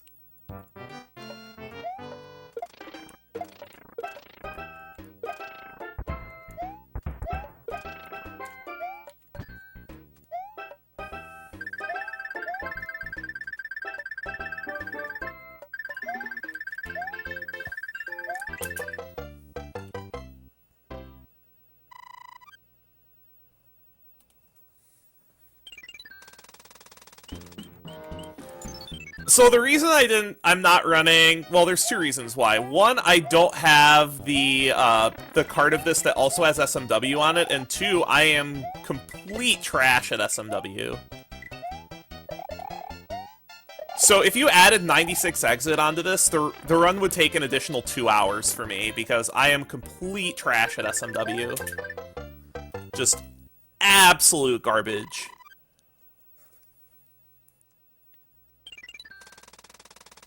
I still like the game, I'm just garbage at SMW.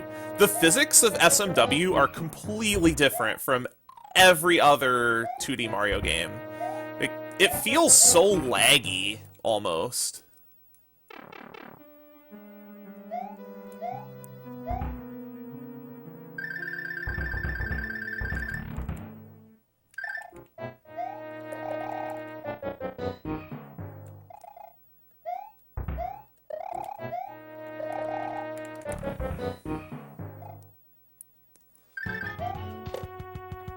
So those of you who saw the Switches run last night, if you're on tail when you come into this next level, I actually discovered this because I've been trying to cut the hour in Warpless for a while, and one time when I was doing a Warpless run to try to get sub-hour, I accidentally did a strat from Switches, and I was just ranting about how this isn't a Switches run, this is a Warpless run, and I got like a 3-second gold on this level, and I was, wait, how did I get a gold? My movement was terrible. So apparently, this is actually faster if you're on tail.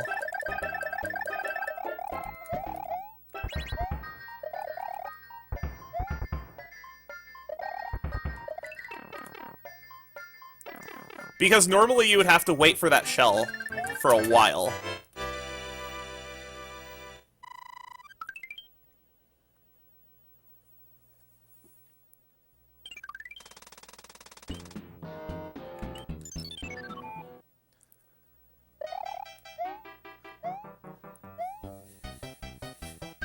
Yeah, that is very true. That is very true. That's why 95 exit no cape is the best SMW meme category.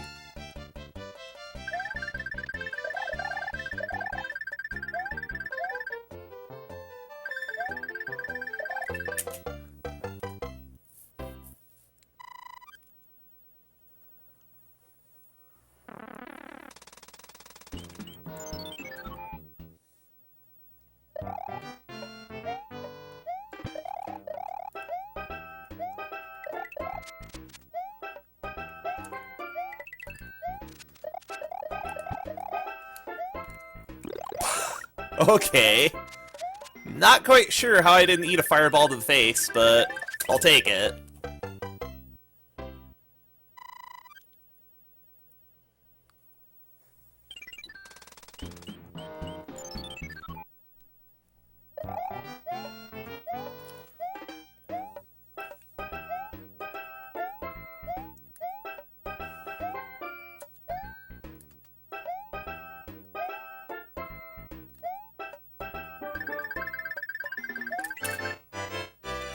The other thing you need to pay attention to is your end of level cards. You don't want to get three. You don't want to get 3 of the same card in a row because that'll cost you a lot of time. Thankfully, it costs a little bit less time than it would on the NES version.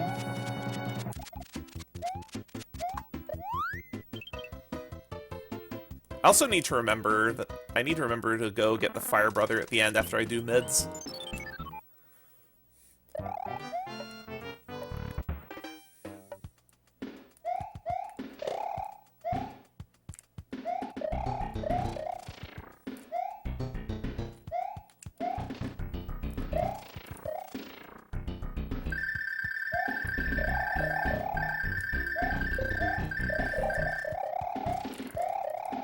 Didn't know if that piranha plant was going to pop out of the pipe or not.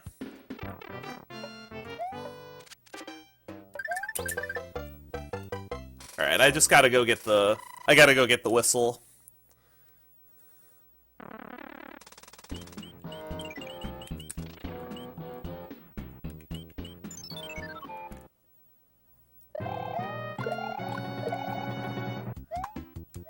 Hey, working player, nice to see you showed up. All my regulars are coming out today.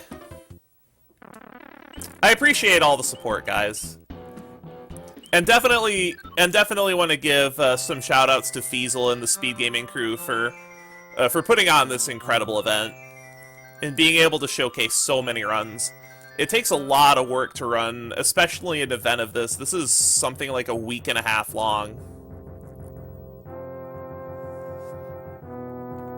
So just shout-outs to all the people behind the scenes that make this possible. It really is a thankless job.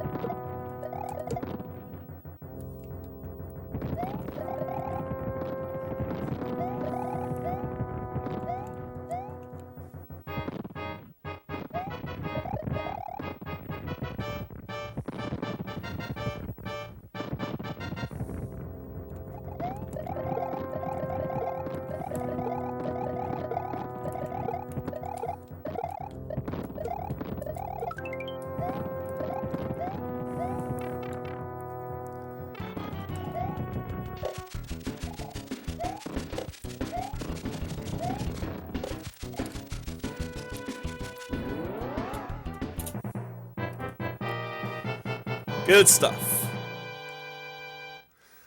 Yeah, sorry, it's a little bit hard to pay attention to chat right now. Because this run is on really, really good pace. If I missed anybody else, I'm sorry.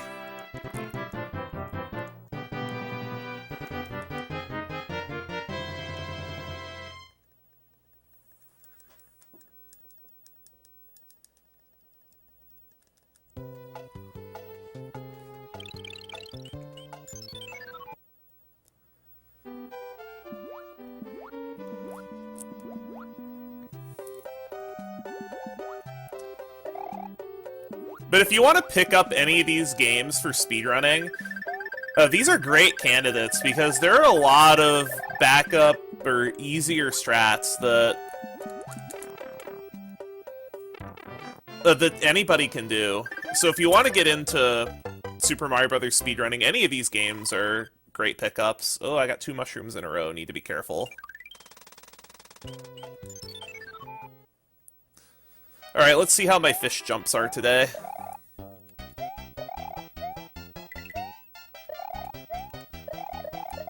Not very good, apparently. Fumbling, fumbling, fumbling! And it's recovered by the Chicago Bears. That was a terrible fumble. Ha! And I get 3 mushrooms in a row. Hey, Joe, sorry. I've been very busy with other things. I'll talk to you after the run. Whoops. I got my versions of the game mixed up there. Oh boy, this could get fun. I got my versions of the game mixed up.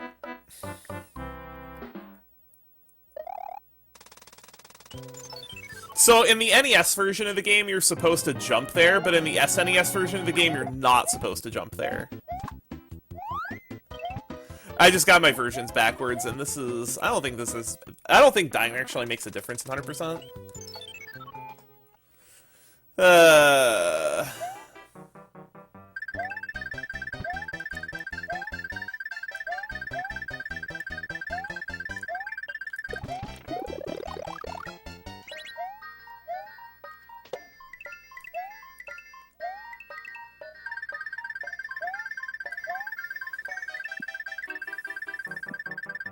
Great. Now I have to juggle this guy for a while.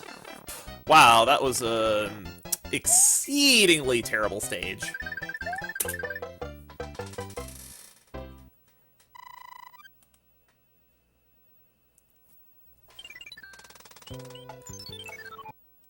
Not gonna go for door 3, guys, sorry. So what we mean by door 3 is all these doors that are in midair lead straight to Boom Boom. If you manually press up on the first frame that you enter that room, you can enter that door from midair and you'll go straight to Boom Boom's room.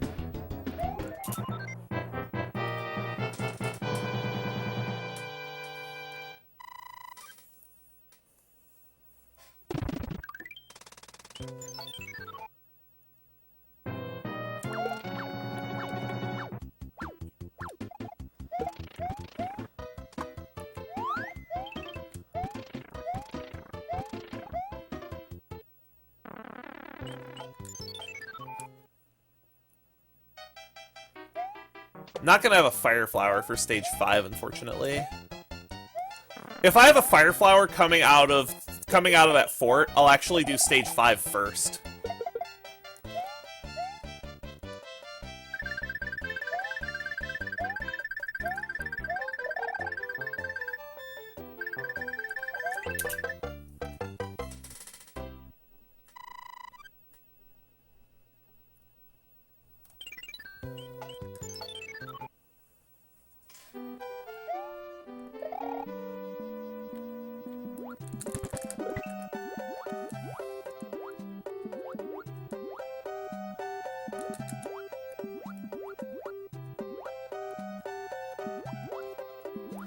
Oh yeah, did I mention Mario 3 water physics are just terrible? I'm gonna draw that guy down a little bit so he doesn't get in my way.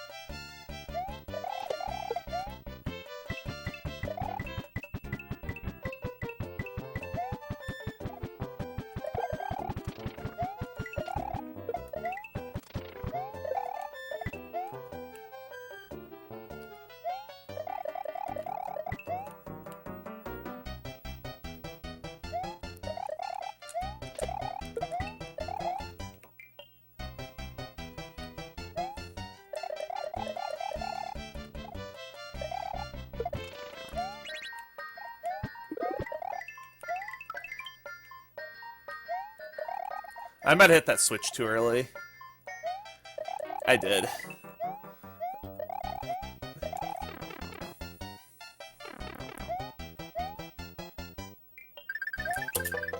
I think my coin count's good now.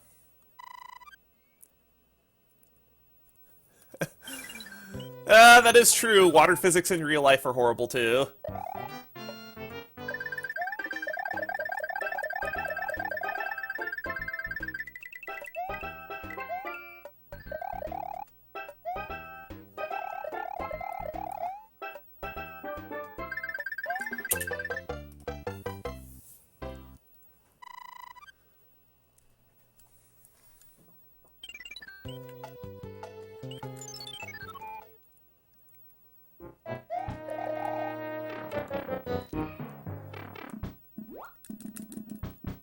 I'd say there's a little over an hour left.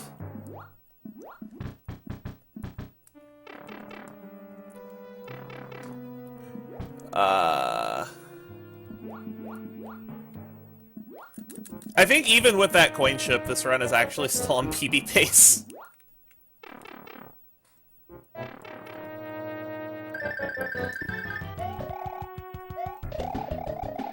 That coin ship was so embarrassing.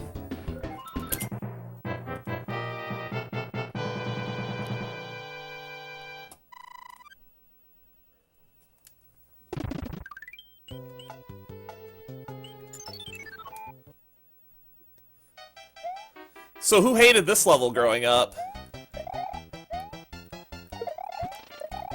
Oh, I missed. How did I not get eaten in any of those? Excuse me. Playing so poorly and just getting away with everything.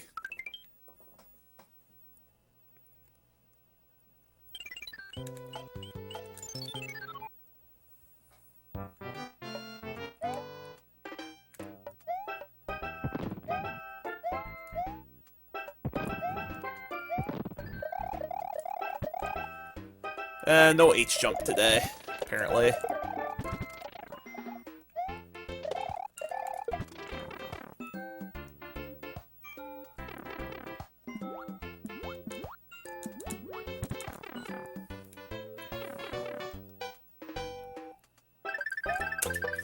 So, this next castle, you can get to, or this next castle, this next airship, there are 2 1-ups you can get by jumping on bullet bills and Rocky wrenches, and even the official Nintendo guide points this out.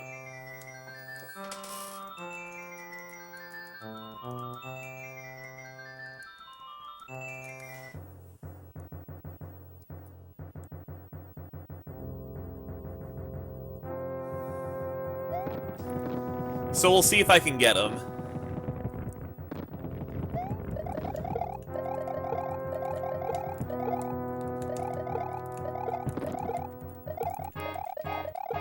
Got him. Cool.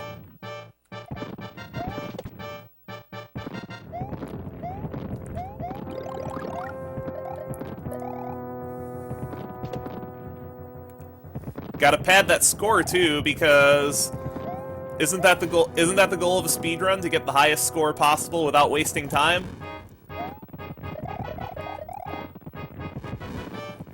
And that's generally what I like doing in the auto scrollers, is just to try to score as many points as possible without wasting time.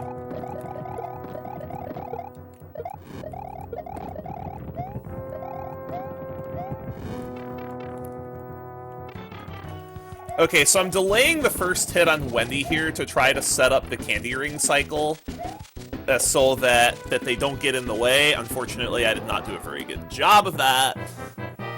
But we still made it out, and there's a very convenient place for me to pick up a power-up.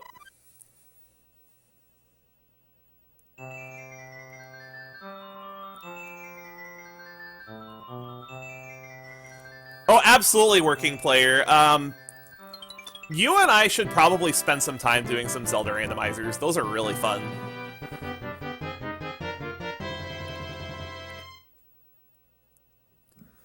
Tomba is actually correct. It is impossible because there are not enough hammers to be able to open up all of the areas that you would need to hammer to get toad houses. Like, you can do it, just not single segment, and only on this version of the game, I believe. Yeah, I can just grab it here.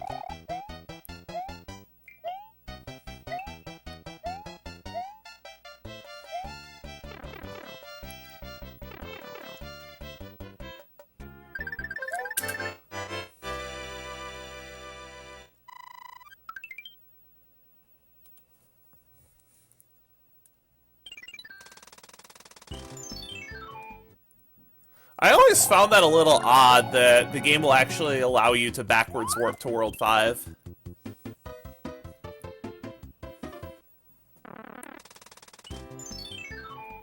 Alright, this level. Ah! Dang, just a little too late.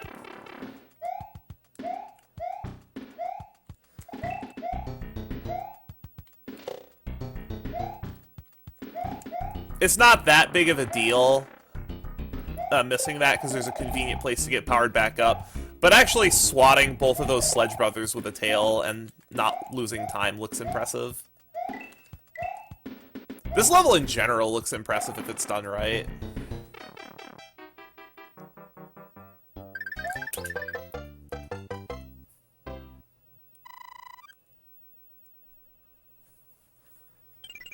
So this next fortress doesn't get much love. This is the only category that actually does this stage. This fort is actually one of the reasons why All Forts was invented, because the only other category that you even do the stage in is 100%.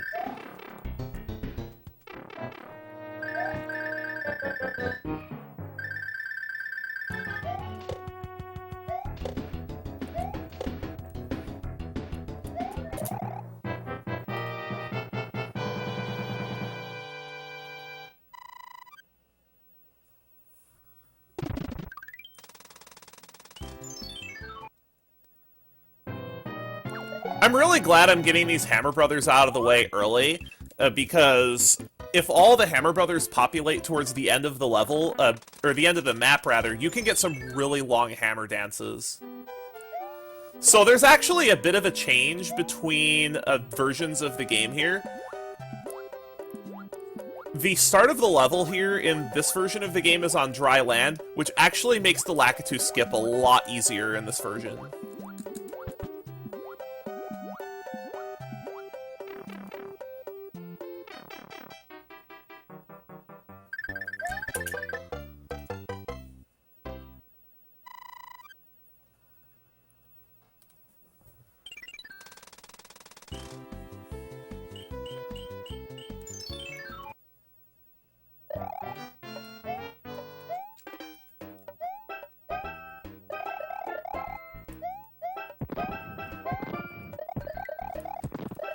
That's not what I wanted to do.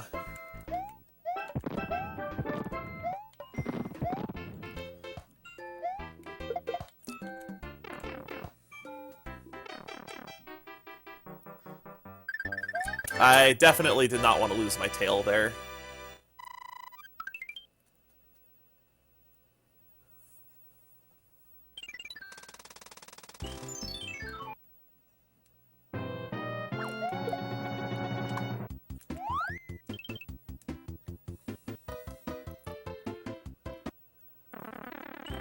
That's actually one of the reasons why I prefer 100% over Warpless, is the, Hammer Brother RNG can make a serious difference in your times, as well as the hands.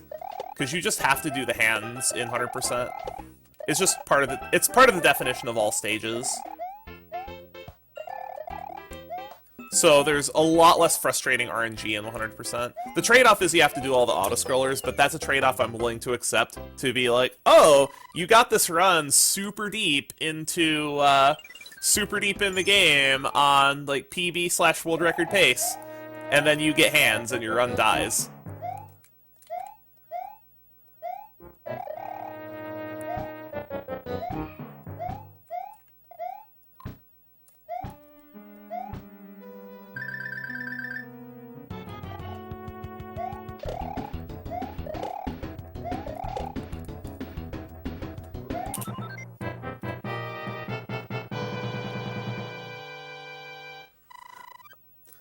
So for those of you who are interested in doing frog percent, if you want to actually be able to complete the game entirely as a frog, I'll give a little bit of a shout out to F. Coughlin's randomizer for Mario 3.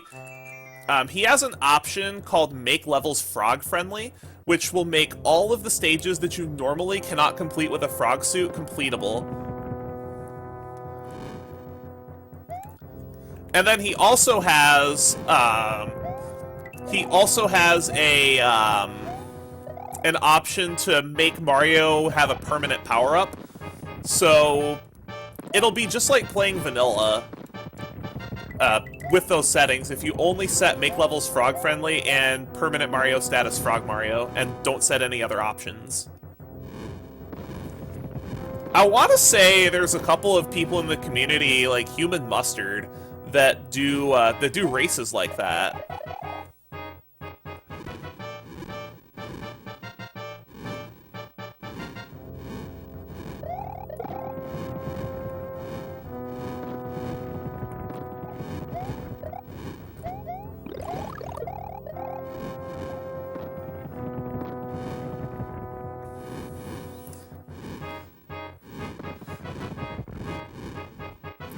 But definitely want to give Fred a shout out for his work on the Mario 3 rando. And others as well for just providing countless hours of entertainment and replay value for the games that we cherished as a kid. Just making them play differently every time.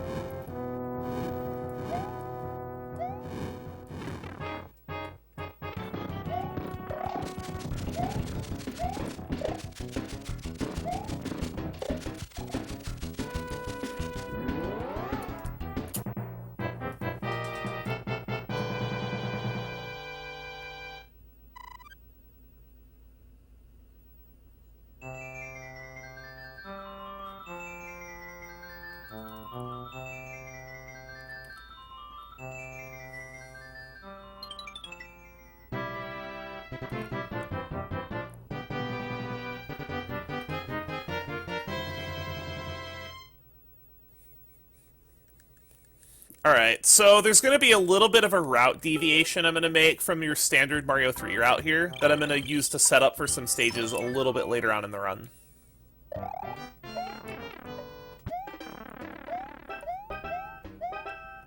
Look at me making all these mistakes that I can get away with.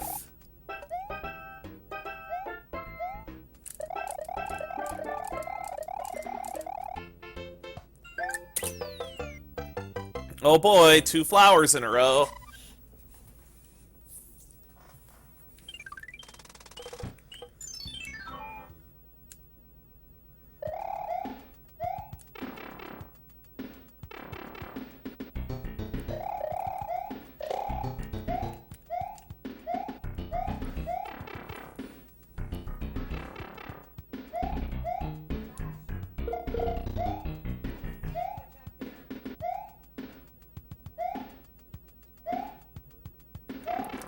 So at the end of this next level, I'm going to be picking up a Tanuki suit from this mushroom house that you open up after 5-2. This is going to be used in 7-2.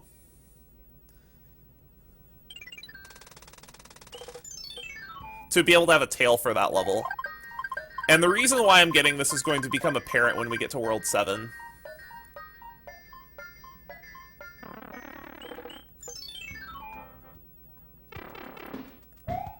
But coming up is one of my favorite forts in the game. This fort takes a lot of practice to learn, but it's so satisfying to actually execute this. Unfortunately, I kind of caught the corner there.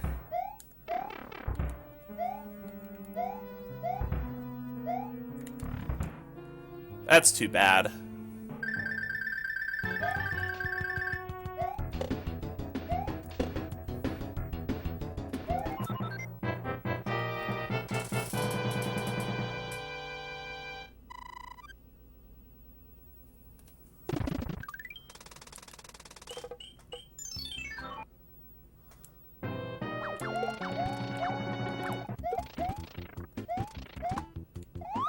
Oh, nice. Random leaf, too. I'll take that.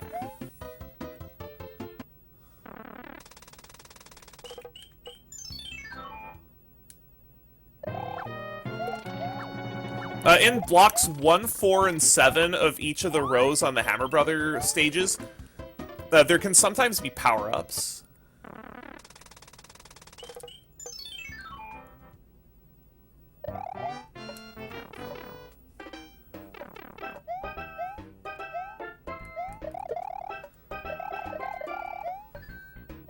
Also, sorry, there will be no shoe.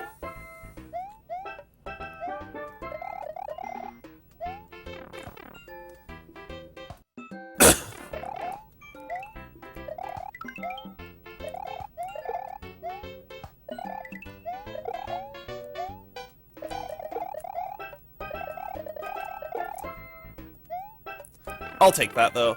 5-3 is one of the longer stages in the game, for sure.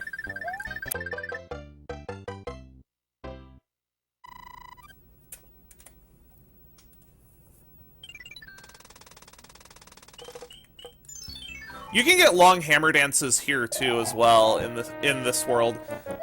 If the hammer bro and the sky goes up in the cloud, the hammer bro up in the clouds, kinda is in the airship area. You can get long hammer dances.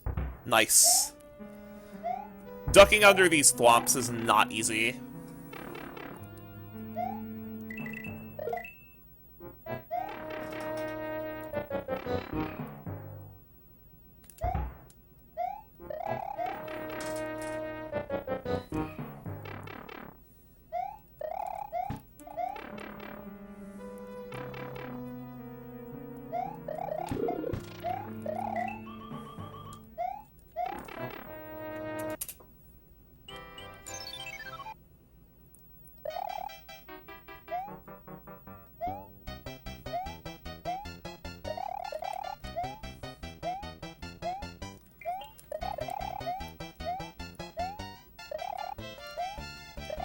So the sky stages in particular have some pretty challenging platforming.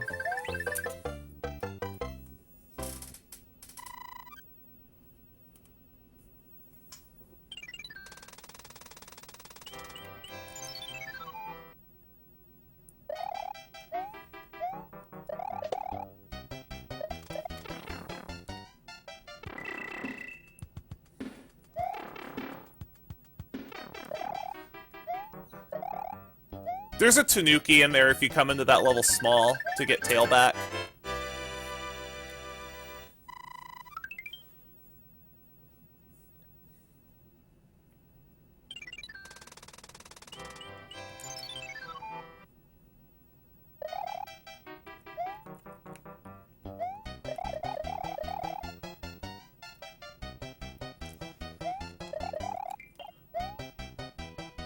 There's a very good reason why this level is optional. I dread having to do... In Randomizer, I dread having to do this level without a tail.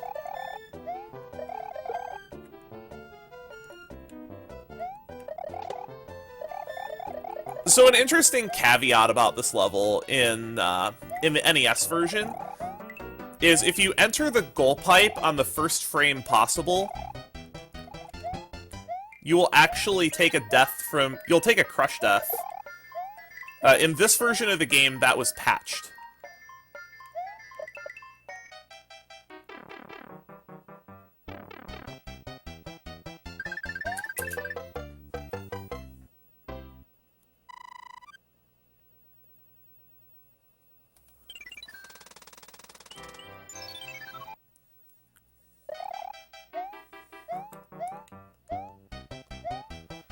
So 5-7 is probably my favorite level in all Switches, because of where the Switch is in this level.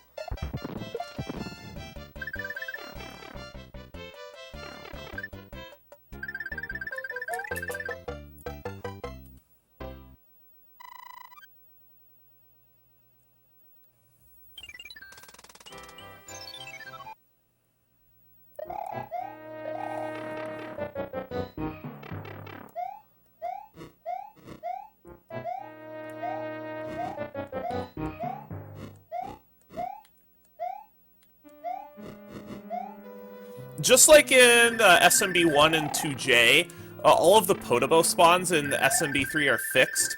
They're related to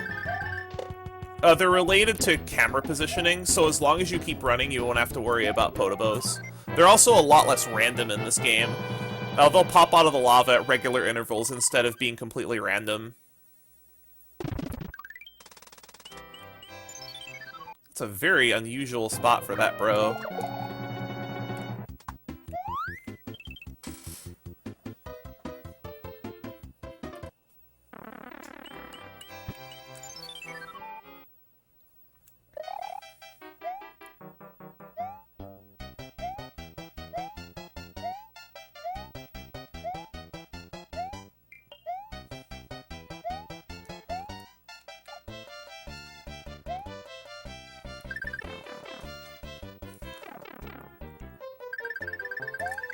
By the way, the Nintendo Player's Guide is wrong on this level.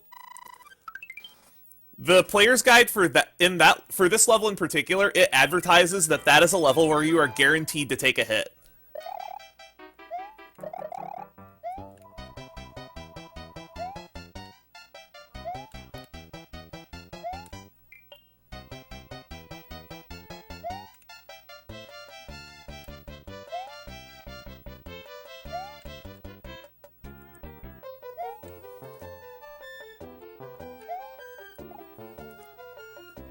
This is probably the most technically impressive level in the game. The fact that the NES was even capable of diagonal auto-scrolling is incredible.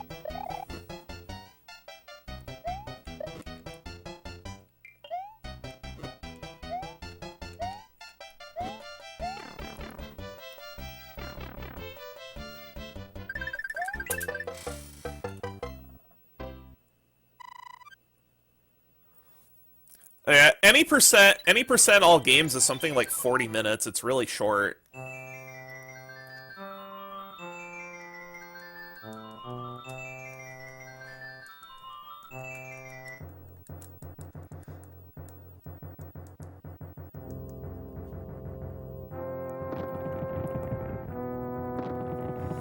Yeah, that level is especially challenging.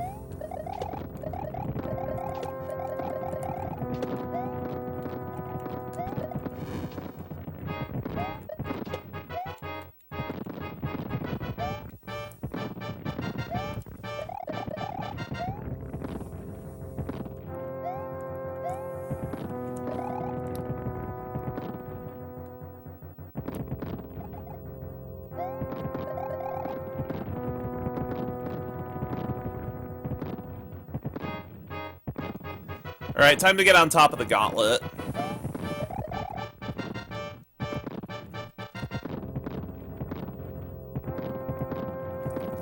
So did going underneath that section of the level give anybody PTSD as a kid? It's like practically Danmaku down there.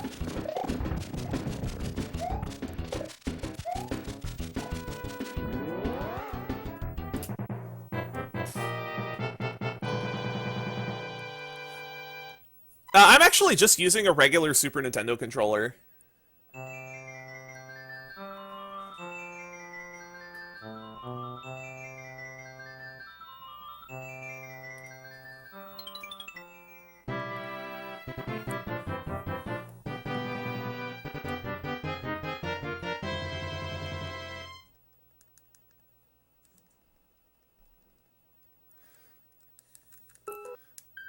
Yeah, I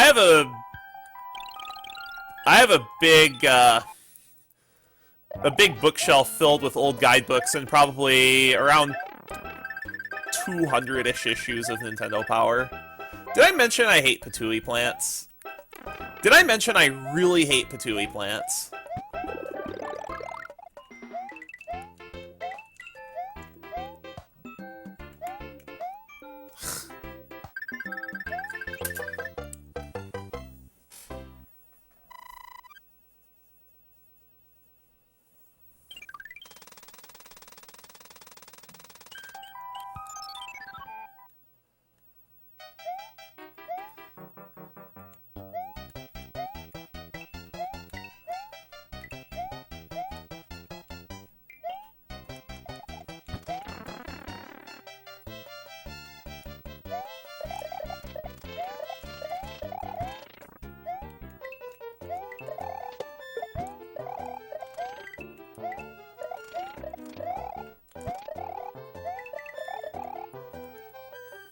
Oh, I need to fix my coin count.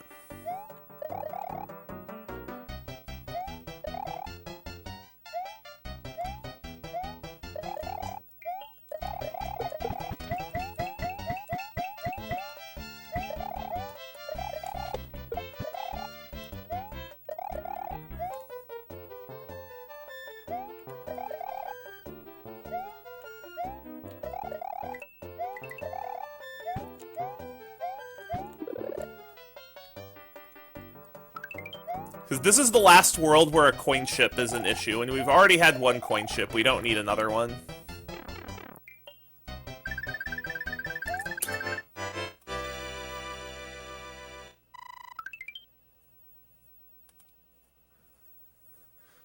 Yes, I am playing on a CRT on real hardware.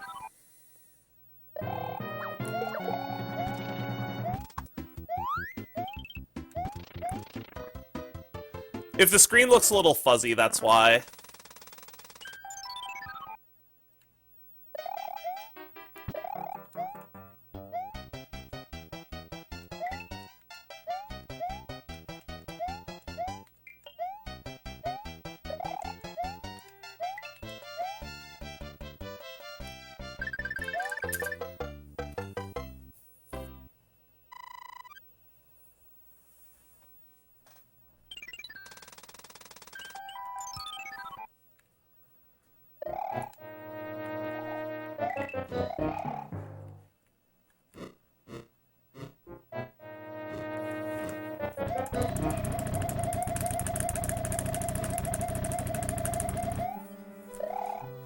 So, in that passage where the lift is, it's actually possible to jump every single frame.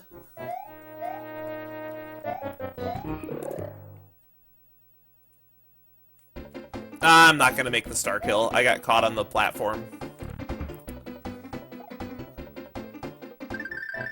No. I would have taken a hit. The star kill on Boom Boom here is extremely tight.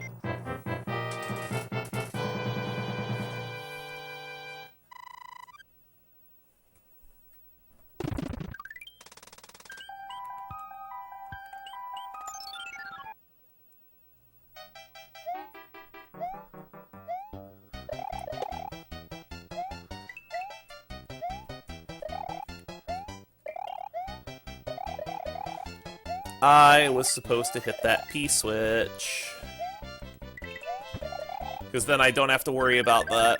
I don't have to worry about that, that spinning platform possibly throwing me into the abyss, which would not be good at the end of the level. Alright, so this level... Here's another reason why this level is optional in the game, if you're just trying to beat it. This is one of the greatest puzzle... I think this actually is the greatest puzzle level in the game.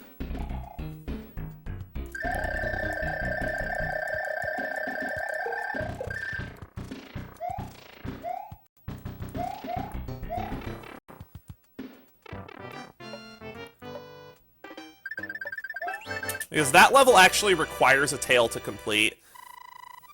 We're gonna pick up our hammer suit here for Bowser.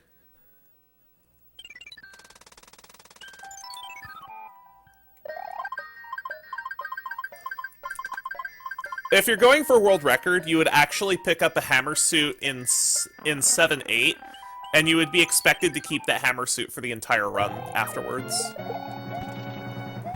So it's much safer just to pick up a mushroom there.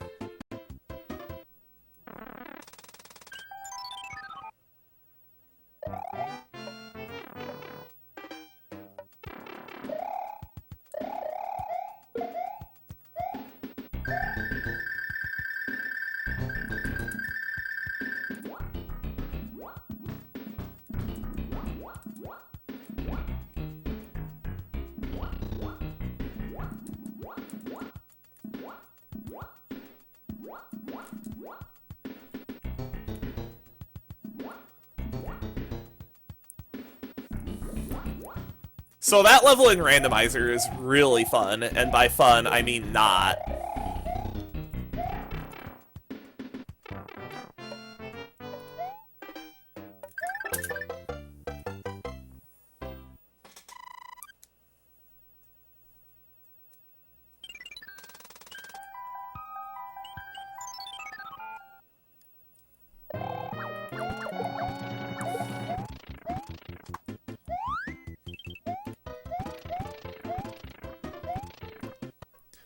Alright, we are in no more danger of getting coin chips anymore.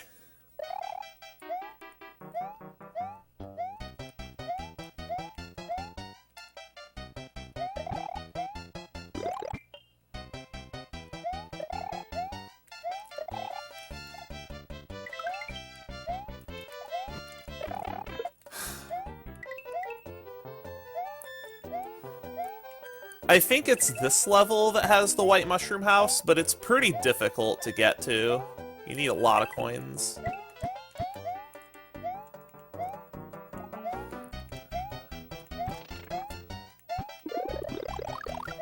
Unfortunately, because I lost my tail here, I won't be able to do 6F2 fly. There's a strategy in 6F2 where you can fly under a significant portion of the stage. Also, for whatever reason, Chain Chomps die or the Fire Chomps die to Mario's fireballs. Not quite sure why, but they do.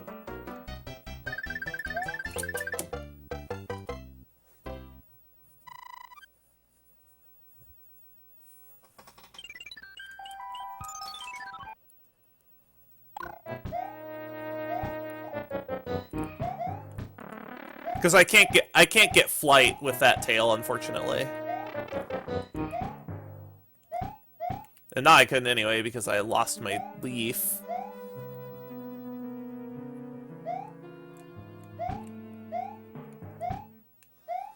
I guess I'll grab this one.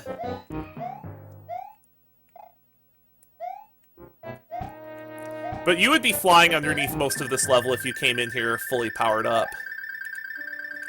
It's very difficult, though. It's one of the last strategies people usually learn for this game. But it does save a lot of time.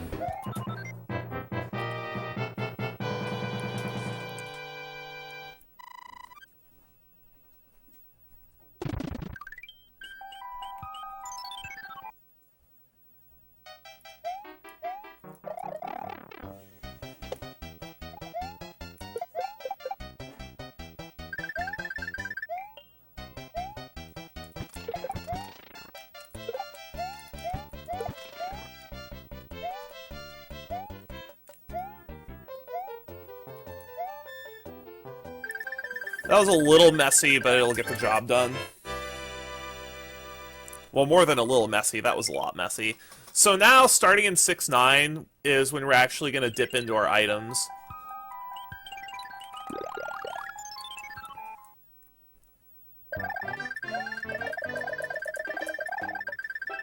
And see you later, 6ix9ine.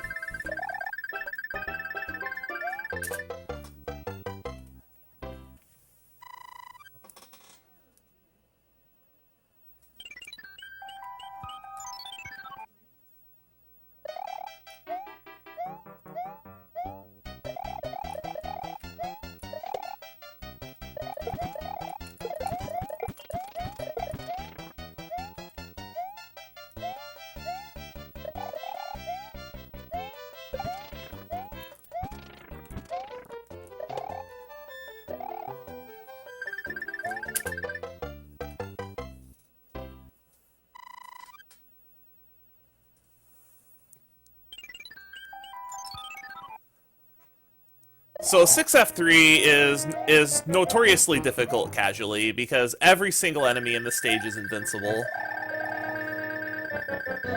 I thoroughly enjoyed bringing a hammer suit into the stage playing the game casually as a kid because then you could actually defeat the enemies.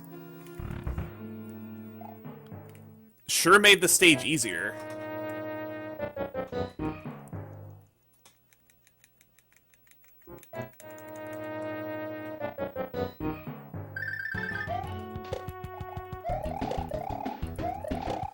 Oh yeah, 1 million hype!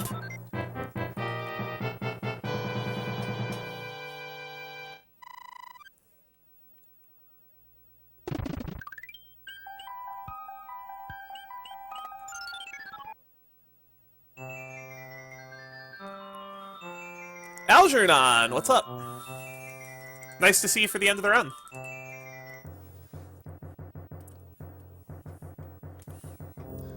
Okay, so at the end of this airship, it's actually very important that I take exactly one hit.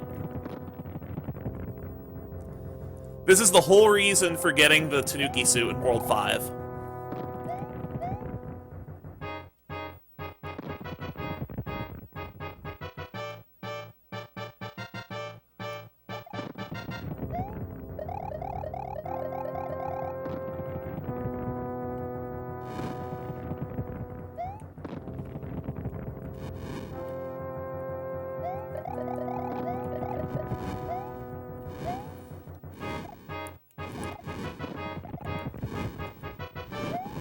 I'm not quite sure what Lemmy does if he has to emergency land his airship in the water because there's a hole in it. Hey Lemmy, there's a hole in your plan.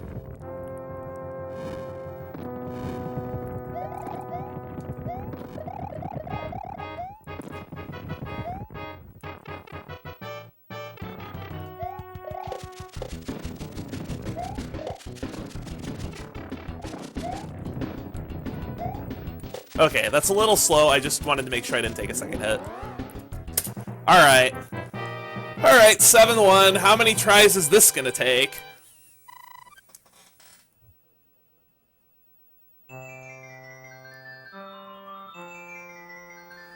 I need to get hit here to actually do a clip in the next level. If you can do this next clip with a tail, but if you have a tail, it is sub-pixel perfect.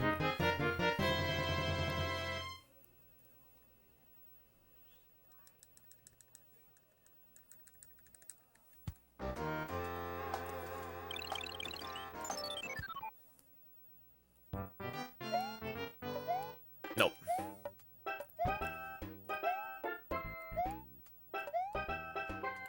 Oh, 4th try. That's pretty fast.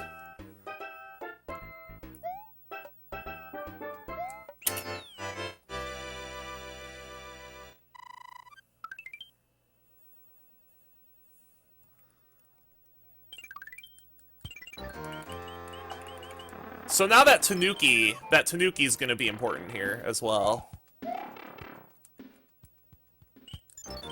Because I want to have a tail for this level. It lets me skip building a note block bridge.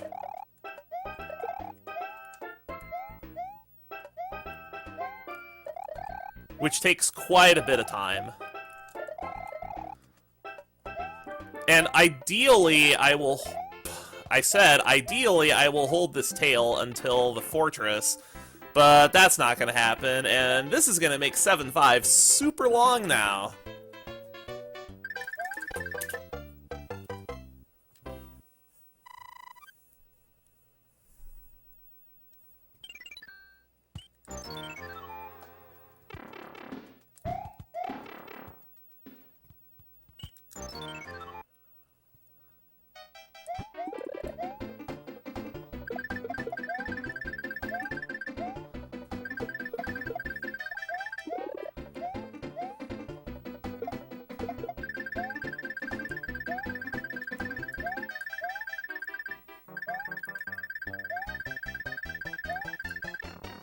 Ooh, that's a problem.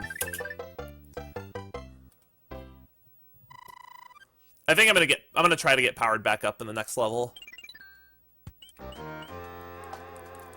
So here's another level that probably gave you PTSD as a kid.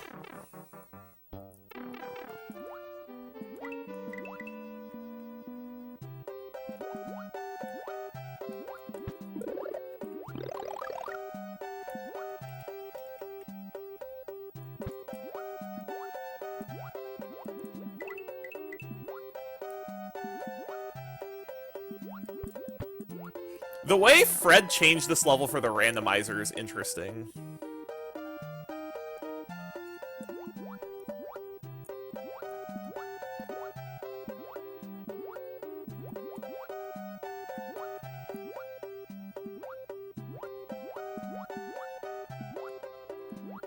Well, so much for getting powered up in this level.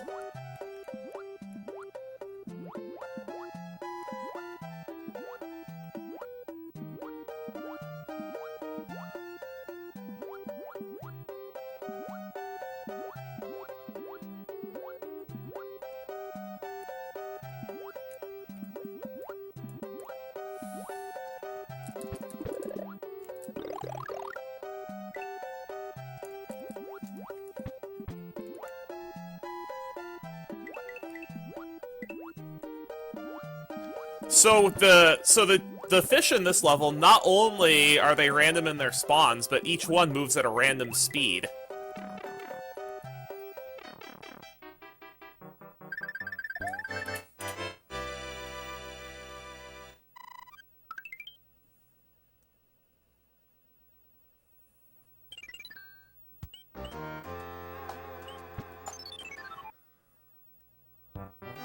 So ideally you will have a tail for this level, because if you have a tail, you can do some skips.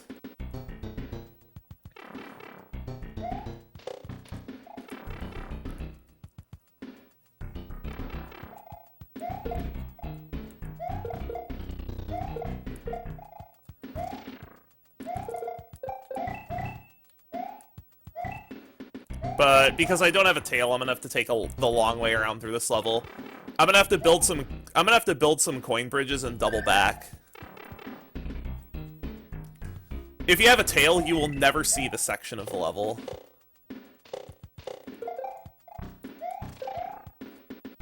Please.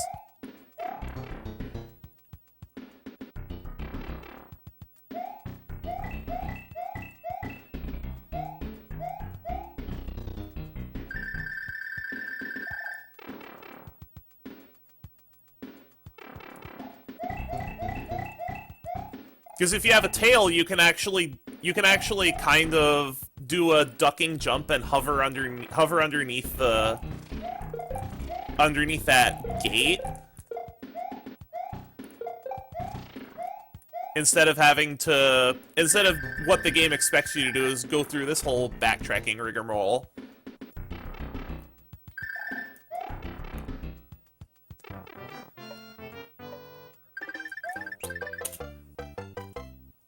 That cost me something like 40 seconds. That level is absurdly long without a tail. Alright. I have a lot of stars, so I'm gonna just use one here.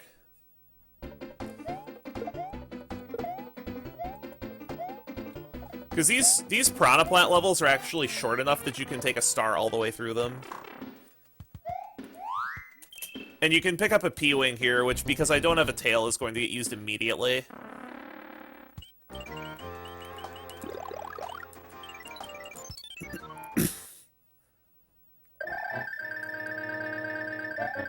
I'm gonna have to use another one, too, in the next level. Like, a lot of our items get used in World 7.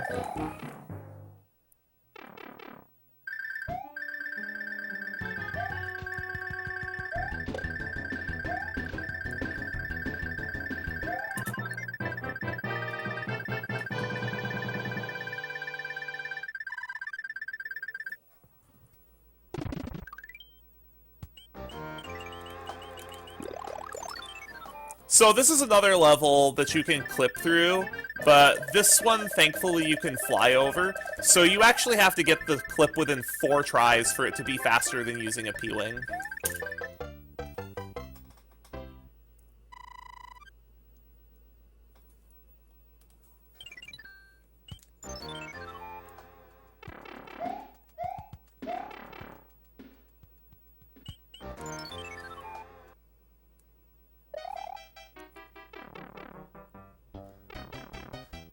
So, did this level give anybody PTSD growing up?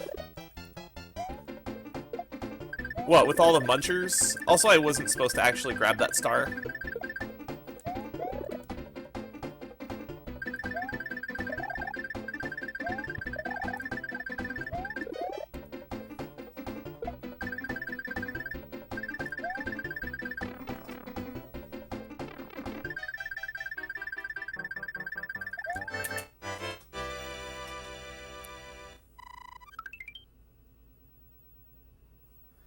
I don't think there's anything stopping you from beating the game that's just small.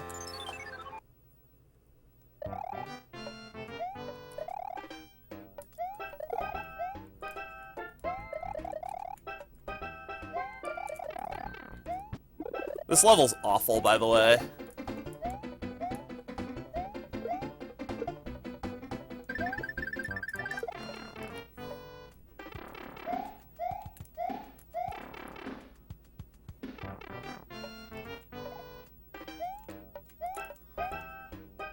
I missed the cycle.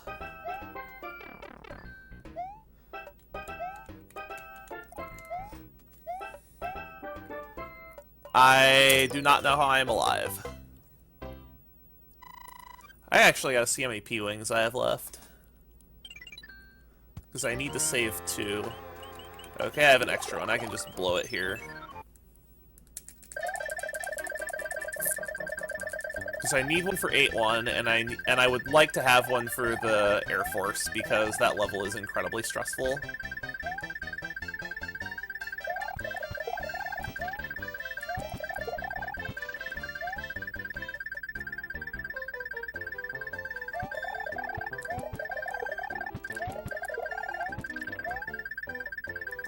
That's one thing that is nice about the 100% run, is you get a couple of extra P-Wings for levels you don't like.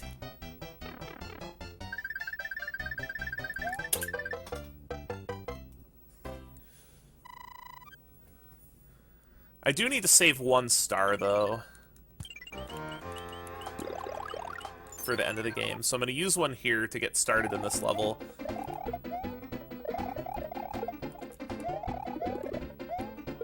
That star use is actually more of a randomizer habit.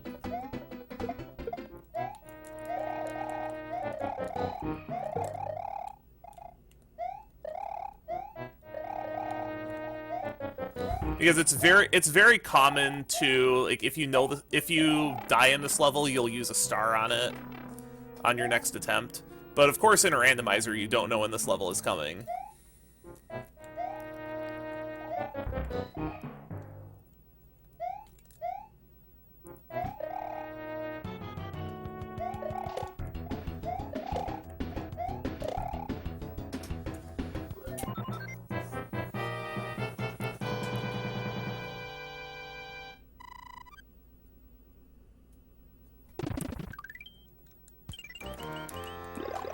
So then I'll have 1 star left, which I'm going to use on the very last level of the game.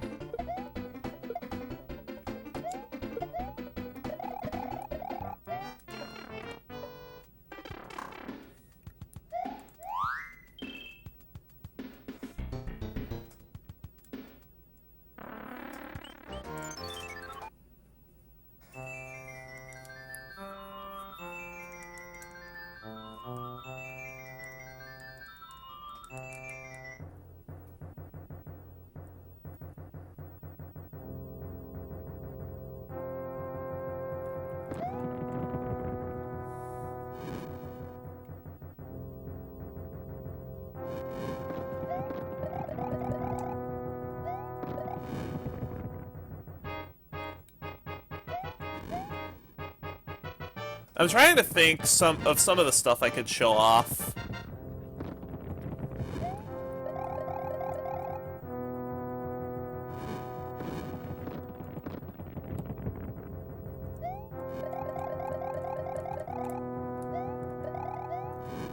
Because there's some stuff I've got to be able to show off because of how far ahead of estimate we're going to be. This is going to be ridiculously underestimate. Again, I'm so sorry for giving such a high conservative estimate.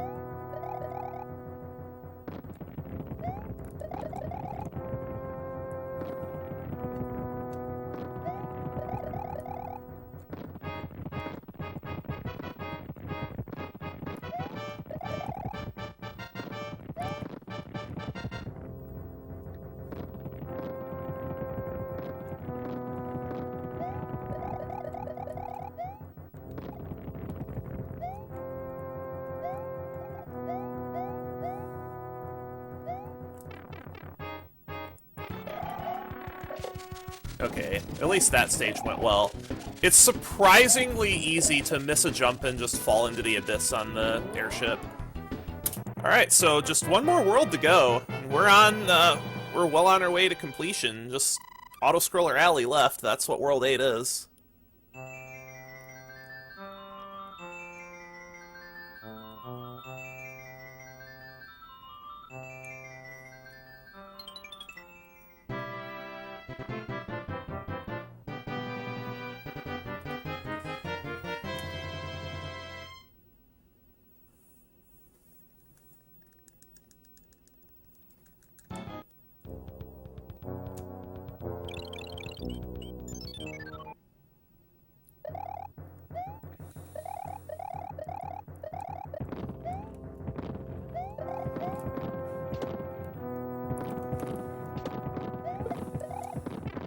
Oops. You can't duck under the bombs, Rai. Thankfully, there is a backup power-up I can get a little bit later in the level. And one nice thing about this version of the game is due to the increased processing power of the Super Nintendo, lag management is not an issue at all. This level will not slow down in this version of the game.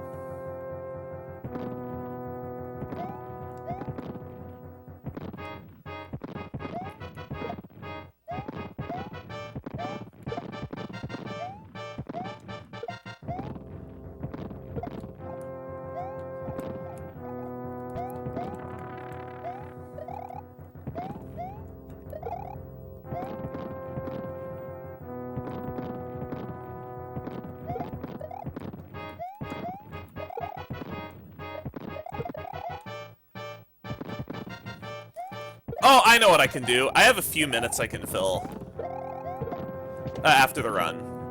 I want to show off the vine glitch in Lost Levels after I'm done. Because I got the rebounce on the Koopa, so I didn't get the chance to show it off in the run itself. But I will go back and show off the vine glitch in Lost Levels 8 too.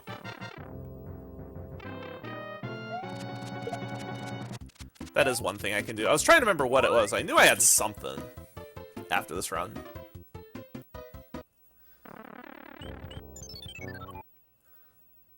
Well, your insight is greatly appreciated, Tompa.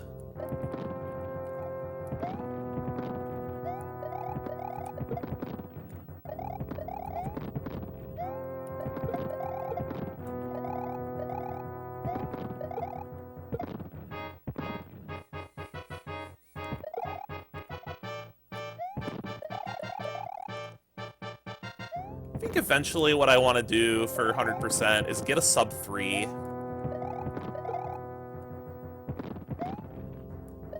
Sub 3 would be pretty cool to get, and pretty crazy considering the very first run I did of this was a little over 4 hours.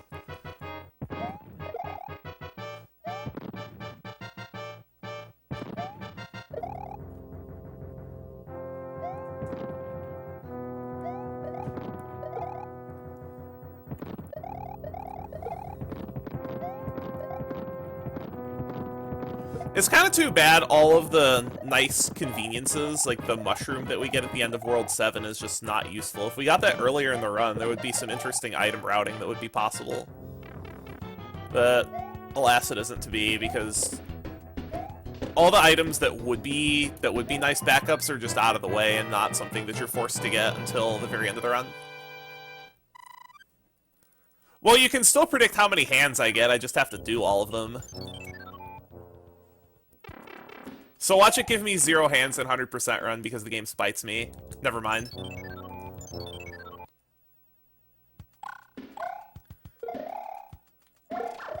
That is not what I wanted to do.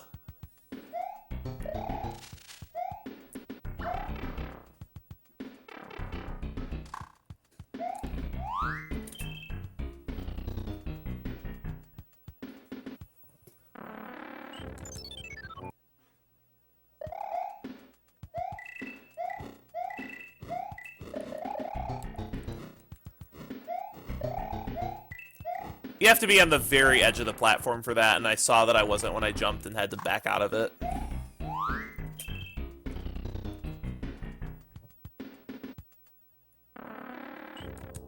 Two hands.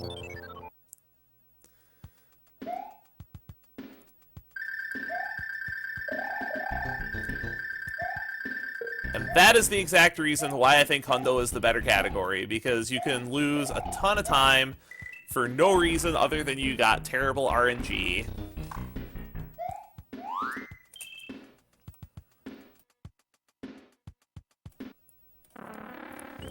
So this next stage, the Air Force, I really don't like dealing with this stage, so we're just gonna fly over it.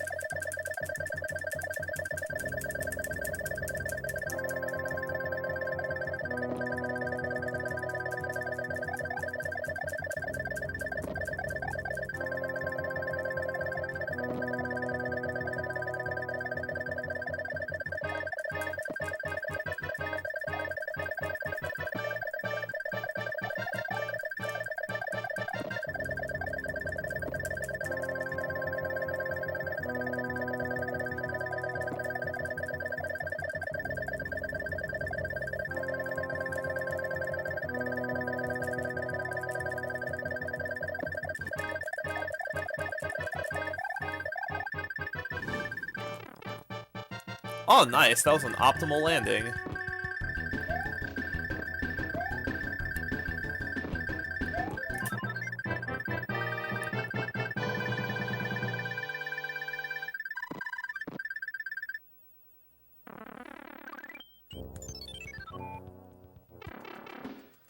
So we just have 5 stages to go, and our last P-Wing is going to get used here. This is another stage that I really don't like dealing with.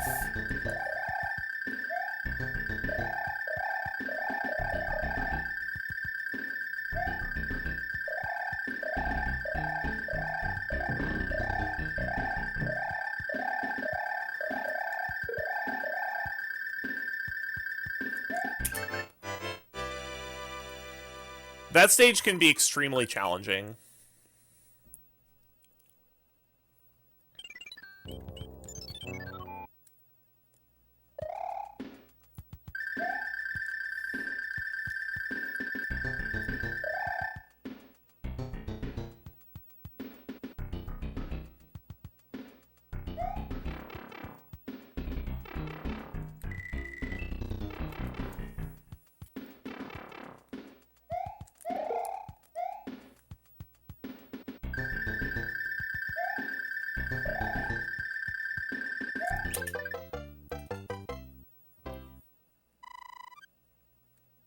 Not much to that level. There is a lot to this level, though. I definitely remember getting lost in this fort as a kid.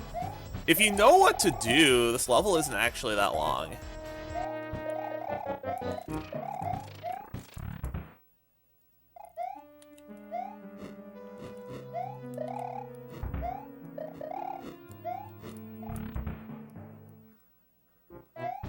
Can I get the door?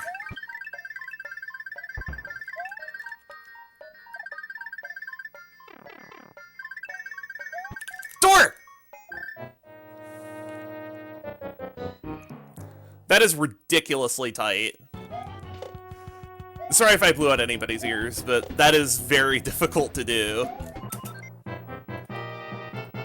It's been a very long time since I've gotten that door.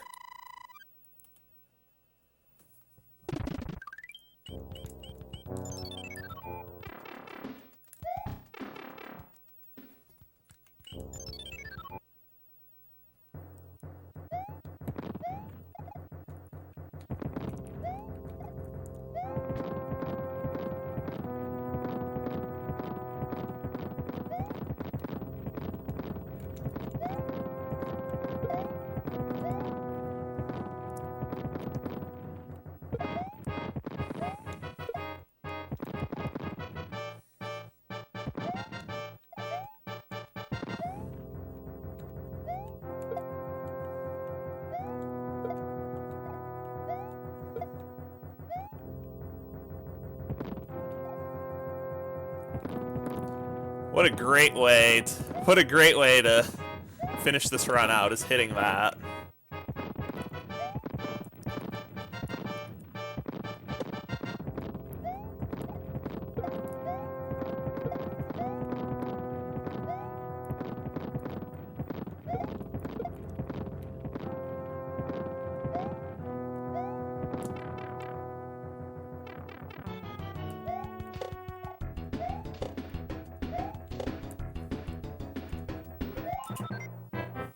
Ooh-wee.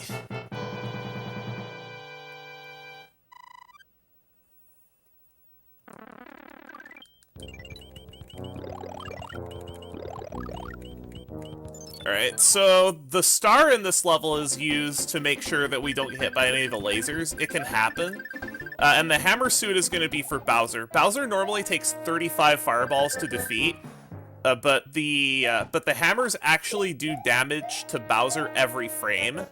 So if you bring a hammer suit in this level, it just shreds Bowser. Oh no, and of course I lose the hammer suit. So I think that might actually be RIP sub 305.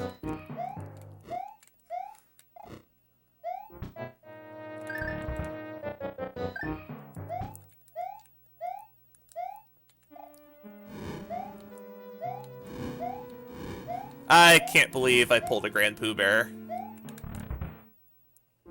Oh no, this might be sub 305 barely. We'll see. I forget how long this fight is exactly.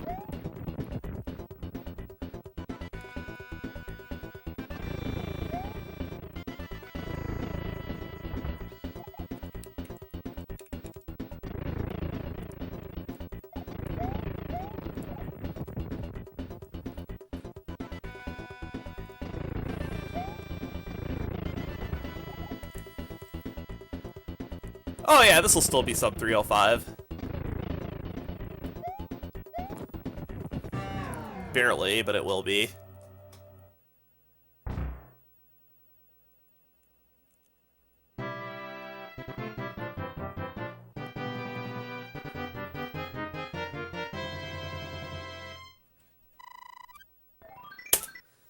And that's time. That's a sub 305. That's actually a personal best for me in all 400%. And this time I actually have a video. I will take that.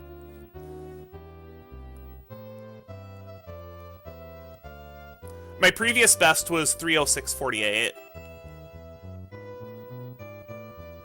I think this is actually exactly 4 minutes better than the video that I have on speedrun.com.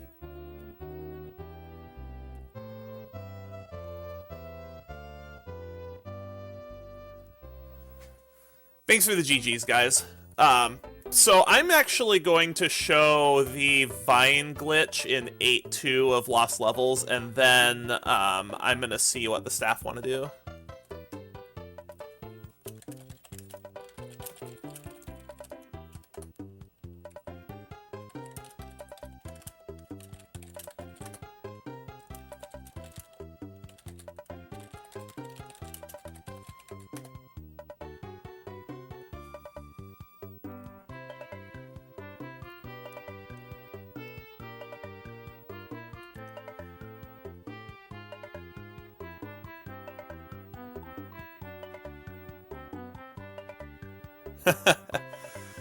Thanks for the GGs, everybody.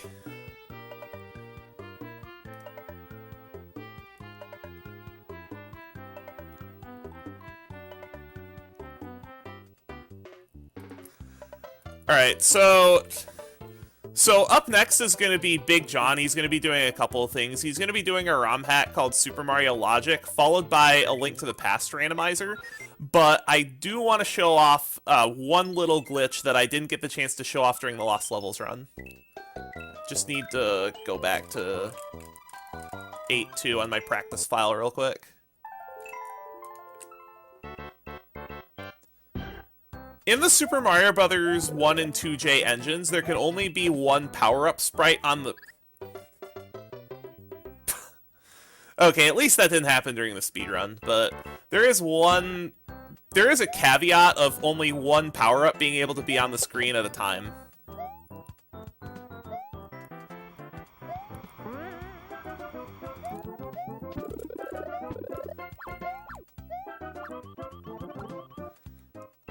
So when you have if you spawn a second power-up while there's a vine on the screen, the vine disappears, but you can still climb it. So you can effectively climb an invisible vine. It's pretty funny. That's all I wanted to show.